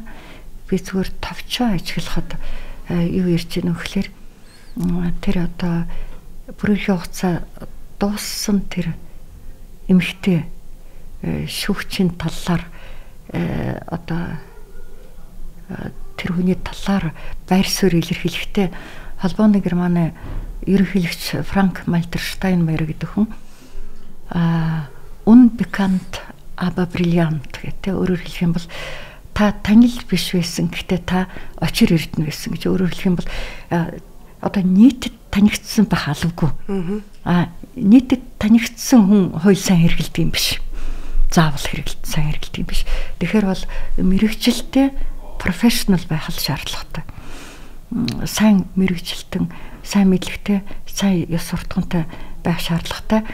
Тэгээд энэ талаар нэг чигтэйхэн нийтэд танигдаад одоо байсан байж шийдвэрлэж байгаа хэрэг маргааны талаар нийтэд мэдэгдээд байсан байх шаардлагагүй. Энийг бол томилж байгаа, нэр дэвшүүлж байгаа холбогдох хүмүүс нь шалгалт авч байгаа хүмүүс нь мэдэж явах хэрэгтэй болно. Тэгээ би энэтэй холбоотой нэг залхуулаад нэг юм яриад тах уу. Мартчих гээд байж байна. Юу гэхээр нэг тэртээ тэргүй нэр дэвшүүлэхийн тухай асуусан болохоор тийм. Манайд бол улсын хурл нэр дэвшүүлж байгаа. Одоо яаж нэр дэвшүүлж байгаа гэдгийг бүгдээрээ мэдж байгаа. Дараа нэр дэвшүүлэх ажиллагаа жоохон өөрчлөгдөх байна лээ. За шаардлагатай үйл энийг ярина. Тэгээд Монгол улсын ерөнхийлөгч нэр дэвшүүлж байгаа. Тэгээ улсын дэвшүүлэхийн талаар өмнө ярьсан тийм ээ. Тэгээ ер нь бол ажиглаад хахад энэ шүүгч болох болцол хангасан хамгийн өндөр оноотой боловсон хүчний мэрэгчлэтнүүдийн жагсаалт гэж байдаг юм байна л да. Тэр бол одоо тэр 1-2 дугаар улсын шалгалтаар батлагдсан. За тэгээ хийж байгаа ажил нь их үр дүнтэй, инновативтэй, үр дүнтэй шинэлэг. Тэгээд ялангуяа шалгалтын үр дүнгээр өндөр оноо авсан ийм хүмүүсийн жагсаалт дотроос сонголт хийж байгаа байхгүй юу болно. Манайд бол тийм жагсаалт бол алга байна шүү дээ. Тийм ээ. Яг үнэ хэлэхэд бол тийм жагсаалт алга байна. Тэгээд шүүгч болох болцол хангасан хүн байна гэдэг заалт хуульд ороогүй. Үндсэн хуулийн цэцэн гишүүнээр нэр дэвшигтэй шүүгч болох болцолтой гэж ороогүй эрхцүүч байна гэдээ орсон байгаа шүү дээ. За тэгэхээр бол энэ манай ерөнхийлөгч нэр дэвшүүлнэ гэж байна тийм ээ. Ямар хүн дотроос дэвшүүлэх вэ? Ерөнхийлөгч гэдэг маань төрийн нэг институт хэрнээ нэг л албан тушаалтан байгаа шүү дээ. Тэр хүн энэ одоо олон болцол хангах магадaltaй тэр хүмүүсийг мэдэх үү? Тийм ээ. Тэгэхээр бол магадгүй өөрийнх нь намд ажиллаж исэн, өөрийнх нь өмгөөлөгч хийж исэн, эсвэл тамгын газрын дарга юм уу бусад албан тушаалтантай ойрхон тэр хүн тэр их сурвалжаас ерөнхийлөгч одоо цэцэн гишүүнд нэг төвшүүлэх боломжтой болж байгаа байхгүй юу? Пинч фракц дээр бас тийм байх шиг байна тийм. Магадгүй. Тийм ер нь ерөнхийдөө бас нэг тэрнээс өөр гарцгүй болох гэдэг шүү дээ. Тэгэхээр бол магадгүй энэ хуульд энэ ерөнхийлөгч нэр дэвшүүлнэ гэд хуучин захирамж гаргана гэд bijсэн шинжилсэн хариулгын төсөлд зарлиг гаргана гэснээс өөр юм одоохондоо өөрчлөгдөг байна л да. Хууль санаагчлагч бас бодоод энэ одоо миний нөгөө яриад байсан шүүгч болох болцлон гэсэн гэж түрүүн хэлжсэн энэ хүмүүс дотроос өндөр оноо авсан тэр хүмүүс дотроос сонголт хийх боломжтой байх дараах зохицуулдаг удаа дараах одоо ямар эрх зүйн актаар байдгийг ийм зохицуултыг оруулж өгөх нь ерөнхийлөгчийн төвшүүлж байгаа тэр хүмүүс бас чадварлаг байх боломжийг хангах юм болов гэж бодож байна л да. Тэгэхгүй бол нөгөө сонголт хийх сав нь айгүй бага байгаа байхгүй юу? Тийм ээ. Ерөнхийлөгчийн сонголт хийх сав бага байгаа. За тэгэхээр нэг ийм зүйлийг хуулийн төслийг батлагдахаас өмнө бас урьдчилаад ботцсон байхад илүүтэхгүй болов гэж бодогдчихж байгаа. Тэгэд нөгөө юуны талаар хоёул бас яриг байна л да. Хариуцлагын талаар тий. За ямар нэгэн одоо зөрчил за нэгдүгээр хариуцлага одоо ямар нэгэн зөрчил гэдэг нь ямар нөхцөлд тийм ээ үндсэн хуулийн цэцэн гишүүн одоо зөрчсөн хууль зөрчсөн гэж үзэх юм уу эсвэл одоо ямар хүрээнд тэр хүнийг цахилгаан арга хэмжээ авах юм за ингээд тэр нөхцөл жишээ нөгөө эгүүлэн татах ажлаас нь түтгэлзүүлэх энэ зохицуулт төр та бас дэлгэрүүлж ярих уу? Тийм.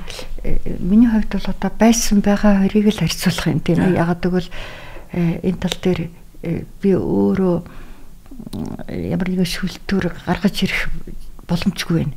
Тийм ээ. Тэгээд байсан байгаа зохицуултын заг дээр магадгүй бас асуудал үүсэх юм биш вэ гэсэн юм харагдтал та. За байсан зохицуулт гэвэл хэдийд эгүүлэн татах боломжтой байсан бэ гэхлээр гэмт хэрэг үйлсэн шүүхээр тогтоогдвол эгүүлэн татах боломжтой зөвшөөрлийг аваад тэгээд эгүүлэн татах болцоо. За одоо орж ирж байгаа зохицуулт гэвэл хууль зөрчсөн бол гэд гэмт хэрэг үйлдсэн гэдэг дээр нэмээд хууль зөрчсөн бол гэж орж ирж байгаа юм л да. Гэхдээ энд нэг юм бас нэмээд хийвэл илүү хийдэлгүй болж магадгүй гэж бодож байгаа. Тэрний үхээр хууль зөрчсөн бол нэг газар нотлогдох хэрэгтэй шүү дээ. Харин бас тийх. Тий. Тэр хууль зөрчсөн гэдгийг хэн тогтоох вэ? Дан их улсын хурл ч юм уу тогтоох эрх бүхий субъект биш байхгүй юу? Тэгэхээр хууль зөрчсөйг хэн тогтоодгийг шүүх тогтоодог байхгүй юу? Тэрээс аль нэг эрх бүхий эдгээд биш. 2016 онд энэ эгүүлэн татах асуудал дээр нэмэлт орж исэн санагдаж байна. Тэгээд хууль зөрчсөнийг нь эрх бүхий эдгээд тогтоосон бол гэдгийг цэц хүчингүй болгоцсон шүү дээ. Эрх бүхий эдгээд чинь дурын байгууллага тогтоох нь шүү дээ. Хууль зөрчсөн байна гэд. Тэр хууль зөрчсөнийг хэн тогтоох эрхтэй юм бэ гэдгийг олж энэ зүйл залт руу нэмбэл хийдэлгүй тэгээд гишүүний хараат бас байдалд бас халдахгүй байх болов гэж. Тэр хууль зөрчсөн заавал гэмт хэрэг биш. Хууль зөрчсөн зөрчил. Тий. Хууль зөрчсөн шүүхээр нотлогдвол гэж байгаа байхгүй. За тэгэхээр энэ дээр нэг юм зүгээр харагдсан. Би бол одоо чихтэйхэн судлаад надаас одоохондоо асуугаагүй болохоор одоо бүрчигтэйхэн судлал үзэг барил тэгсэнгүү л дээ. Бүрийн эрх төдөлзүүлэх гэдэг нэг асуудал байгаа. Тэгээ цэцэн гишүүн гэмт хэрэгт холбогдвол бүрийн эрх төдөлзүүлэх хэсэг тухай асуудал эрх бүхий байгууллагын санал дүгнэлтээр яригдана. За тэгээ эрх бүхий байгууллагын санал дүгнэлтэхээр прокурорын байгууллага гэмт хэрэгт холбогдсон бол гэж байгаа учраас байх ёстой. За энэ тал дээр бол төдийлөн өөрчлөлт харагдаагүй. Шинжилсэн найруулга дээр ер нь энэ талын зохицуулалт нэмэгдээгүй. Тийм ээ. Харин юу ажиглагдсан гэхээр цэцэн зөвшөөрлгүй хийж болохгүй нэг хэдэн зүйл байдаг байхгүй. Жишээл цэцэн гишүүнийг албатан саатуулах, баривчлах, цагдан хорих гэд тийм ээ.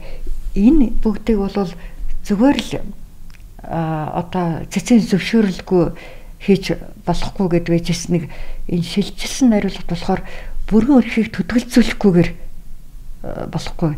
Тэр бүрэн эрхийг заавал төдөлзүүлэх нь байна л да. Тэгэхээр нэг юм асуудал гарч ирнэ.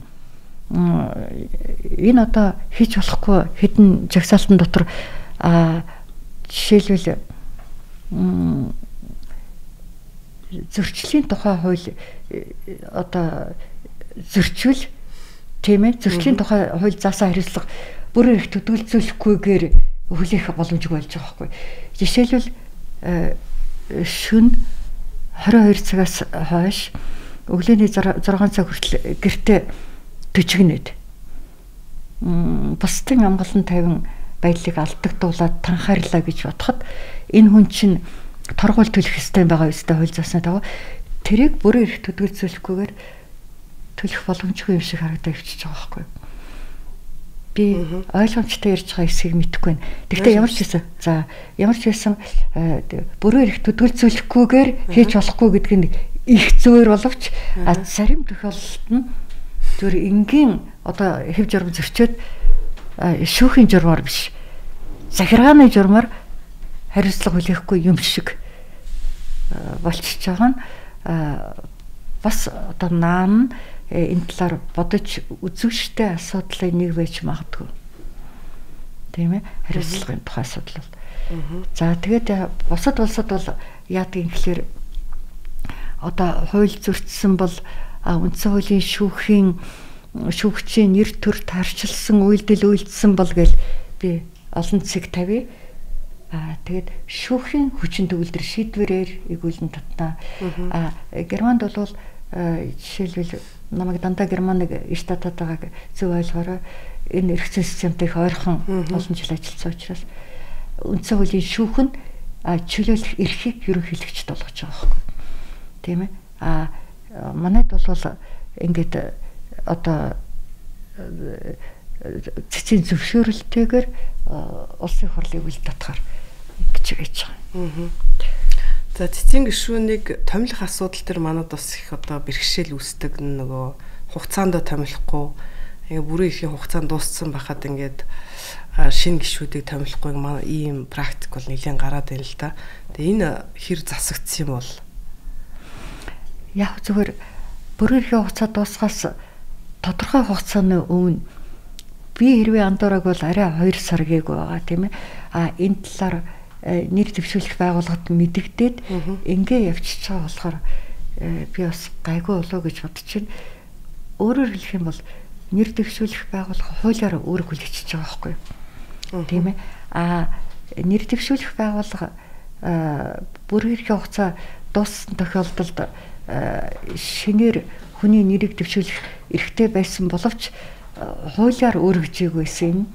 Зүгээр ухамсарын төвшөнд ингээд хугацаа дууссан гот дэвшүүлэх одоо ёстой байсан. Тэгэд нэг юм сонирхолтой зүйл тогтол харах ажиглагдж байгаа юм л да. 1992 оноос одоо 2010-ад он хүртэл үндсэн хуулийн цэцэн гишүүн гадаадад элчин сайдаар томилогдсон байсан ч тэр чөлөөлөгдөөл тэгэл дараагийн хүн томилогдохгүй 8-9-10 сар болж байгаа. Гадаадад сайенс докторийн бүтээл бичгээ явуулсан байсан ч тэр бас орны хүний томилохгүй тэр хүн явсан би буруутай гэж байгаа юм биш шүү дээ. Тийм ээ. Орны хүн томилохгүй. За тэгээд ер нь орны хүнийг бол хитэн сараар томилохгүй яваад байсан. Тэгээд орны хүнийг сонирхдаг хүн байгаагүй. Өөрөөр хэлэх юм бол энэ албан тушаалдлыг сонирхол одоо 2000 оны дунд үе хүртэл арай намжуу ээж. Тийм ээ. Одоо болвол ер нь дараа оны тэдэн сарын тэдний өдөр энэ гишүүний бүр ирэх хугацаанд усна гэдэг бол их эртнээс мэдээд тах шиг байна. Тийм ээ. Тэгэхээр одоо болвол одоо орны хүний томилохгүй үлдэн цаг хойшлно гэсэн асуудал бас бага байх болов гэж бодож байна. Магадгүй зарим тохиолдолд орны хүнийг томилохгүй энэ хүнээр нь байлгаж хагаад тодорхой маргаануудыг шийдвэрлэх шаардлага гардаг юм билүү гэсэн ийм бодол төрөх тохиолдол хөтөл гарч ирсэн байхгүй үе ганц нэг удаа. За тэгэхээр бол хуульд хангалттай хугацаа зааж өгч нэр дэвшүүлэх байгууллагуудыг манай энэ хуулиар үргэлжлүүлснээр тийм ээ одоо энэ асуудал алцахгүй хаа цаашдаа хэрэгж нөгөөтэйгөр үндсэн хуулийн эзэн гишүүнд нэр дэвших сонирхолтой хүний тоо бас баггүй байх шиг байна. Ер нь тийм ээ энэ бүгд өөрийн гэсэн уул мөрийг үлдээж эерэг уул мөрийг үлдээж цэцгийн одоо гишүүдийг одоо хугацаанд нь томилох асуудлыг шийдвэрлэхэд дөхөмтэй болоо гэж бодож байна л да. Зөрчсөн гээд дүүлд гарсны дараа энэ шийдвэр маань одоо тэр зөрчсөн шийдвэр хүчингү болох юм уу эсвэл одоо дээчүүхийн шийдвэрийн хувьд жишээ нь ямар арга замаар явах юм бэ? Тэ. Яг бол нөгөө түрүүний ярьдаг дээчүүхийн шийдвэр эцсийн байна гэд үндсэн хуулиндаа заасан. Энтэй зөрчилдөхгүйгээр яаж тэр одоо шүүхийн шийдвэрт байгаа үндсэн эрхийн одоо зөрчлийг шийдвэрлэх юм бэ? Тэр эрхийг дээчүүхэд олгож байгаа байхгүй юу? Цэц жишээлбэл улсын хурлд татварын тухай хуулиа дараах байдлаар өөрчлөгөж заахгүй. Яагаад гэвэл үндсэн хуулийн шүүх өөрийгөө хууль тогтоогчийн оронд тавихгүй. Үндсэн хуулийн шүүх шийдвэрхийн үндслэлд ямар учраас тэгш хэрэг зөрчигдсөн бэ гэдгийг бичсэн байна, олж тогтоосон байна тийм ээ. Тэр үндслийг үзээд хууль тогтоогч өөрөө үндсэн хууль зөрчөөгүй зохицуулдаг өөрөө төрүүлэх ёстой. Ягаад гэвэл хэм хэмжээг хууль тогтоогч төрүүлдэг. Шүүх зөвхөн алдаатай байна гэдгийг хэлдэг. Шүүх хууль тогтоох ажиллагаанд аль болох орохгүй. Тэгээд нэгэн зэрэг энэ шийдвэр дээд шүүхэд харьяалагдах нь шүү дээ тийм ээ. Дээд шүүх энэ тэгшэрхийг хангаад ямар байдлаар тэр хоёр гэр бүл болгоцтын хооронд асуудлыг шийдэх нөгөө нэг төрүүчийн ярьдаг шиг тухай бүрдэн. Шийд бүх тохиолдол ялгаатай бие биенээсээ тийм ээ. Нэг ижилхэн завхрал байхгүй учраас аль алийг хохиролгүй баг хохиролгүй гэж болохгүй. Тийм. Баг хохиролтойгоор шийдэх. Тэр нөхцөлийг улсын дээд шүүх хангах нь улсын дээд шүүхийн мэрэгжлийн тэр ур чадварыг харуулах хэрэг байхгүй. За иймэрхүү маягаар л одоо үр дагавар нь гарах нэ тий. Өөрөөр хэлбэл тэр иргэний зөрчсөн эрхийг сэргээх боломжтой аль болох хохирол багтаагаар шийдвэрлэх энэ байдлаар л одоо шийдэгдэх нь байна л да. За тэгээд өөрч одоо ер нь бол нэлээд л одоо сэдвэр ярьлаа тий. Бас өргөн сэдвтэй агуулга бол бас өргөн учраас яалтчгүй бүхэл асуудлаар ярих шаардлагатай байлаа л да. Энэ нэг ийм бас яригддаг юм байна. Энэ үндсэн хуулийн маргааны шинж агуулаагүй бол гэд тий. Энэ яг юу гэж энэ дээр одоо тайлбарлах уу? жишээлбэл одоо маргаан хяналт шийдвэрлэх ажиллагаа үүсэхгүй гэдээ байж гэнэ үү те наа. Үндсэн хуулийн маргааны шинж агуулаагүй бол маргаа үүсэхгүй болох гэдэг тий. Тэгээ ямар асуудлыг маргааны шинж агуулаагүй гэж хэлж байгаа юм бэ гэж асууж ах шиг байна тийм ээ. Одоо жишээ нь тодорхой албан тушаалтан ерөнхий сайд нэг агентлагийн даргаыг томилсон байна гэдээ аваад үзье л да. Тэгээ ерөнхий сайдын тушаал үндсэн хууль зөрчиж байна. Яагаад гэвэл тэр агентлагийн дарагт тавигдах шаардлагыг тухайн одоо томилогдсон биелүүлэхгүй гэж боддог тийм ээ. Тухайлбал эрхцүүч байх шаардлага энэ олон шаардлагын нэг нь байж ажилтай. Тэгээ энэ хүн бол эрхцүүч биш юм аа. Эрхцүүгээр сураагүй байна гэдэг юм уу тийм ээ. Тэгээд одоо маргаан үүсэх хэсгийг шийдвэрлэж явах хугацаанд эрхцүүч болох нь тодорхой болвол тэр дипломных нь их гараад ирвэл эрхцүүч байсан нотлогдвол гэж хэлээд тийм ээ. Нэгэнтээ одоо энэ өргөдлийг хүлээгээд авцсан энэ мэдээллийг хүлээгээд авцсан тохиолдолд маргаан хяналт шийдвэрлэх ажиллагаа үүсгэхээс татгалзах тухай тогтоол гарна. Яг гэвэл энэ асуудал үндсэн хуулийн маргааны шинж агуулаагүй байна. Хэрв эрхцүүч мэргэжилтэд байх нь нотлогдоогүй бол маргаан үүсэх үндэслэл болно. Яг гэвэл энэ маргааны шинж агуулад тэг хуралдаанаар хилцэх нөхцөл болчихж байгаа байхгүй. Тэгэхээр би саяны асуултыг зөвхөн нэг жишээн дээр тайлбарлалаа тийм ээ.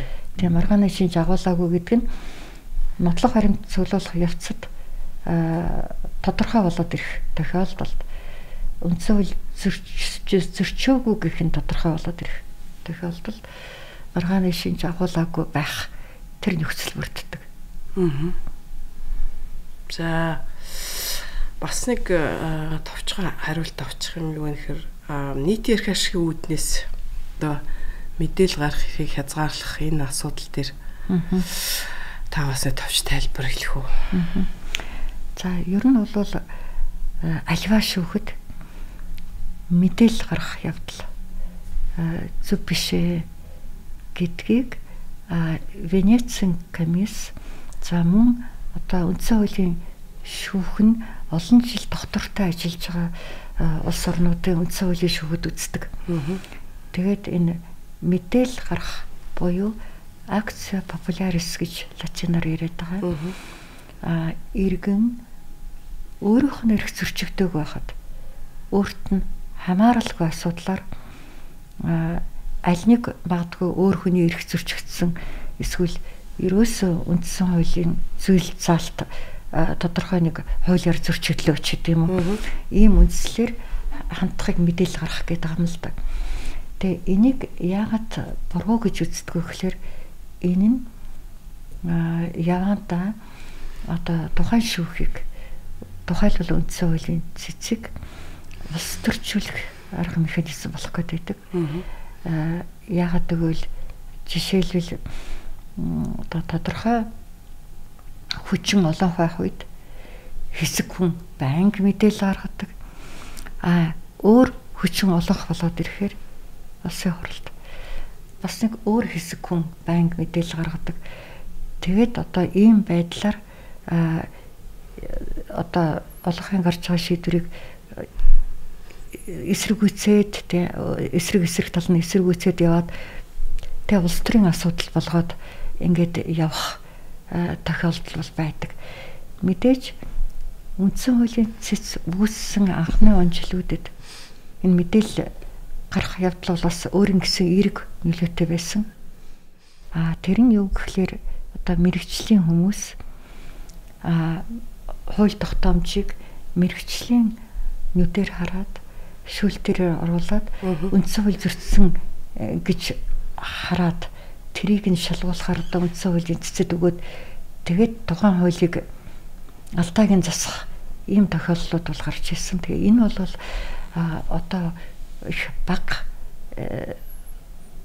тохиолдож байгаа тохиолдлуудын нэг Харин зүгээр одоо ингээд мэдээлэл гаргаад улс төрчих нөхцөл бүрдээд тухайлбал хэн нэгэн албан тушаалтныг үндсэн хууль зөрчсөн хэсэг талаар мэдээлвэл гол төлөв иргэдээс гардаг штеп мэдээлгээд одоо гардаг. За тэгэхээр манай улсад бол одоо энэ мэдээллийн тоо бол их байдаг. Би яг одоо тоо хэлж мэдэхгүй байна. Үндсэн хуулийн цэцтэр бол энэ тоо бэлгэний байгаа хаа гэж бодож байна. Тэгэхээр энэ арга хэрэгсэл идүүгээ цагт бол өөрийнхөө юу гэмт эрэг нөлөөг үзүүлээд одоо бол баг шаардлагагүй болж байгаа гэж үзэж болохоор байгаа. Тэгээд энэ хуулийн төсөлд хэрвээ боломжтой бол аль болох хязгаарлах ийм арга замыг хайвал зүгээр. Одоо жишээлбэл хүний эрхийг хамгаалах чиглэлд үйл ажиллагаа явуулдаг төрийн бас байгууллага хэрвээ тэр байгууллага магадгүй 3 жил 5 жил үйл ажиллагаагаа тогтвортой явуулсан бол тэр байгууллага тэр одоо гомдолтой байгаа иргэдийн өмнөөс үндсэн хуулийн цэцэд хандаад мэдээлэл гаргадаг бол тэр хүний эрхийг хамгаалах явдалд бол илүү хувь нэмэртэй байж болохоор байгаа юм. За тэгтээ яг энэ хуулийн төсөл бол тэр төрийн бас байгууллага зэргийг бол яг одоогийн байдлаар хассан байна байхгүй. Нийтийн ашиг сонирхлын өмнөөс мэдээлэл гаргахаар орсон байна л да. Тэгээд надад юу гэж төсөөлөгдөж чинь өгөхлөөр ямар ч хүн мэдээлэлээ нийтийн эрх ашигны төлөө гаргасан л гэж хэлнэ. Ямар ч тохиолдолд мэдээллийг нийтийн эрх ашигны төлөө гаргасан гэж нотлохыг оролдоно гэж би бодож байна. Тийм учраас бол би зүгээр юу хэлэх гэж байна гэхээр мэдээлэл гаргах энэ арга хэрэгсэл одоо хүчин төгөлдөр байгаа хуульд байгаагатайгаа бараг адилхан үлдсэн. Тэгээд яг зарим шийдвэрт хугацаа заасан байгаа шүү дээ. Одоо өөрөөр хэлэх юм бол энэ хугацааны хүрээнд л тухайн шийдвэрийг үндсэн хууль зөрчсөн эсхийг хянуулахаар үндсэн хуулийн цэцэд хандаж болохоор заасан байгаа. Хууль улсын хурлын бусад шийдвэр үндсэн хууль зөрчсөн эсхийг талаар мэдээлэл гаргахад харин хугацаа байхгүй. Хуулийн төсөлд хугацаа харагдаагүй. Нэг юм онцлогтой. За тэгэхээр хүний эрхийг хамгаалах чиглэлээр бодиттой хамгаалах чиглэлээр одоо хийгдэж байгаа чухал реформын талаар бид хоёр өнөөдөр ярьлаа. Өндөр ач холбогдолтой ийм сэдвийг одоо тантай ярилцах маш таатай байлаа. Маш сайхан дэлгэрэнгүй туршлага болон судалгааны үндсэлтэйгээр үнэтэй зөвлөгөө санал тайлбар одоо өгсөнд танд их баярлалаа. Хүрэлцэн ирсэнд баярлалаа. Таны одоо цаашдын ажилд амжилт хүсье. Тий. За баярлалаа. Тэгээд үндсэн хуулийн цэцэд тухай болон цэцэд маргаан хяналт шийдвэрлэх ажиллагааны тухай хуулийн төсөл маш их тийм эерэг утга агуулгыг илэрхийлж байгаа гэдгийг бол дахиж нэг цохон тэмдэглэхийн зүйтэй баг. Энэ эерэг утга агуулга хэдийд утга төгөлдөр бүрэн хэрэгжих боломжтой болох вэ гэхлээр энд байгаа заалтууд хийдэлгүй тэг өөр хоорондоо зөрчилгүй байх юм бол тэг хэрэгжих боломжтой байх юм бол тэгэхээр энэ тал дээр мэдээж энэ хаврын чуулганы үеэр бас эргэж ярьж ажлын хэсгийнхэн санал бодлоо солилцож хийдэлгүй болох талаас нь анхаарал хандуулнаа гэж би найдаж байна. Тэгээд та бүхэнд урьж оролцуулсанд баярлалаа. Саяны миний тайлбар хэтэрхий дэлгэрэнгүй болцсон болов уучлаарай. Та бүхэнд бас амжилт хүсье. Тий, энэ сэдвэн өөрөө их ач холбогдолтой учраас бид цагийг хязгаарласангүй тэгээд бүх сэдвээ ямар ч байсан дэлгэрэнгүй ярий гэж бодсон. Энэ зарцсандаа бас хүрлээ гэж бодож байна. Тодорхой хэмжээнд тий. За баярлалаа. За ингээд үзэгчтэй манай подкастын ээлжилт одоо дугаар үгээр өндөрлж байна. Энэ хүртэл одоо төвчээртэй бидэнтэй хамт байсан танд баярлалаа.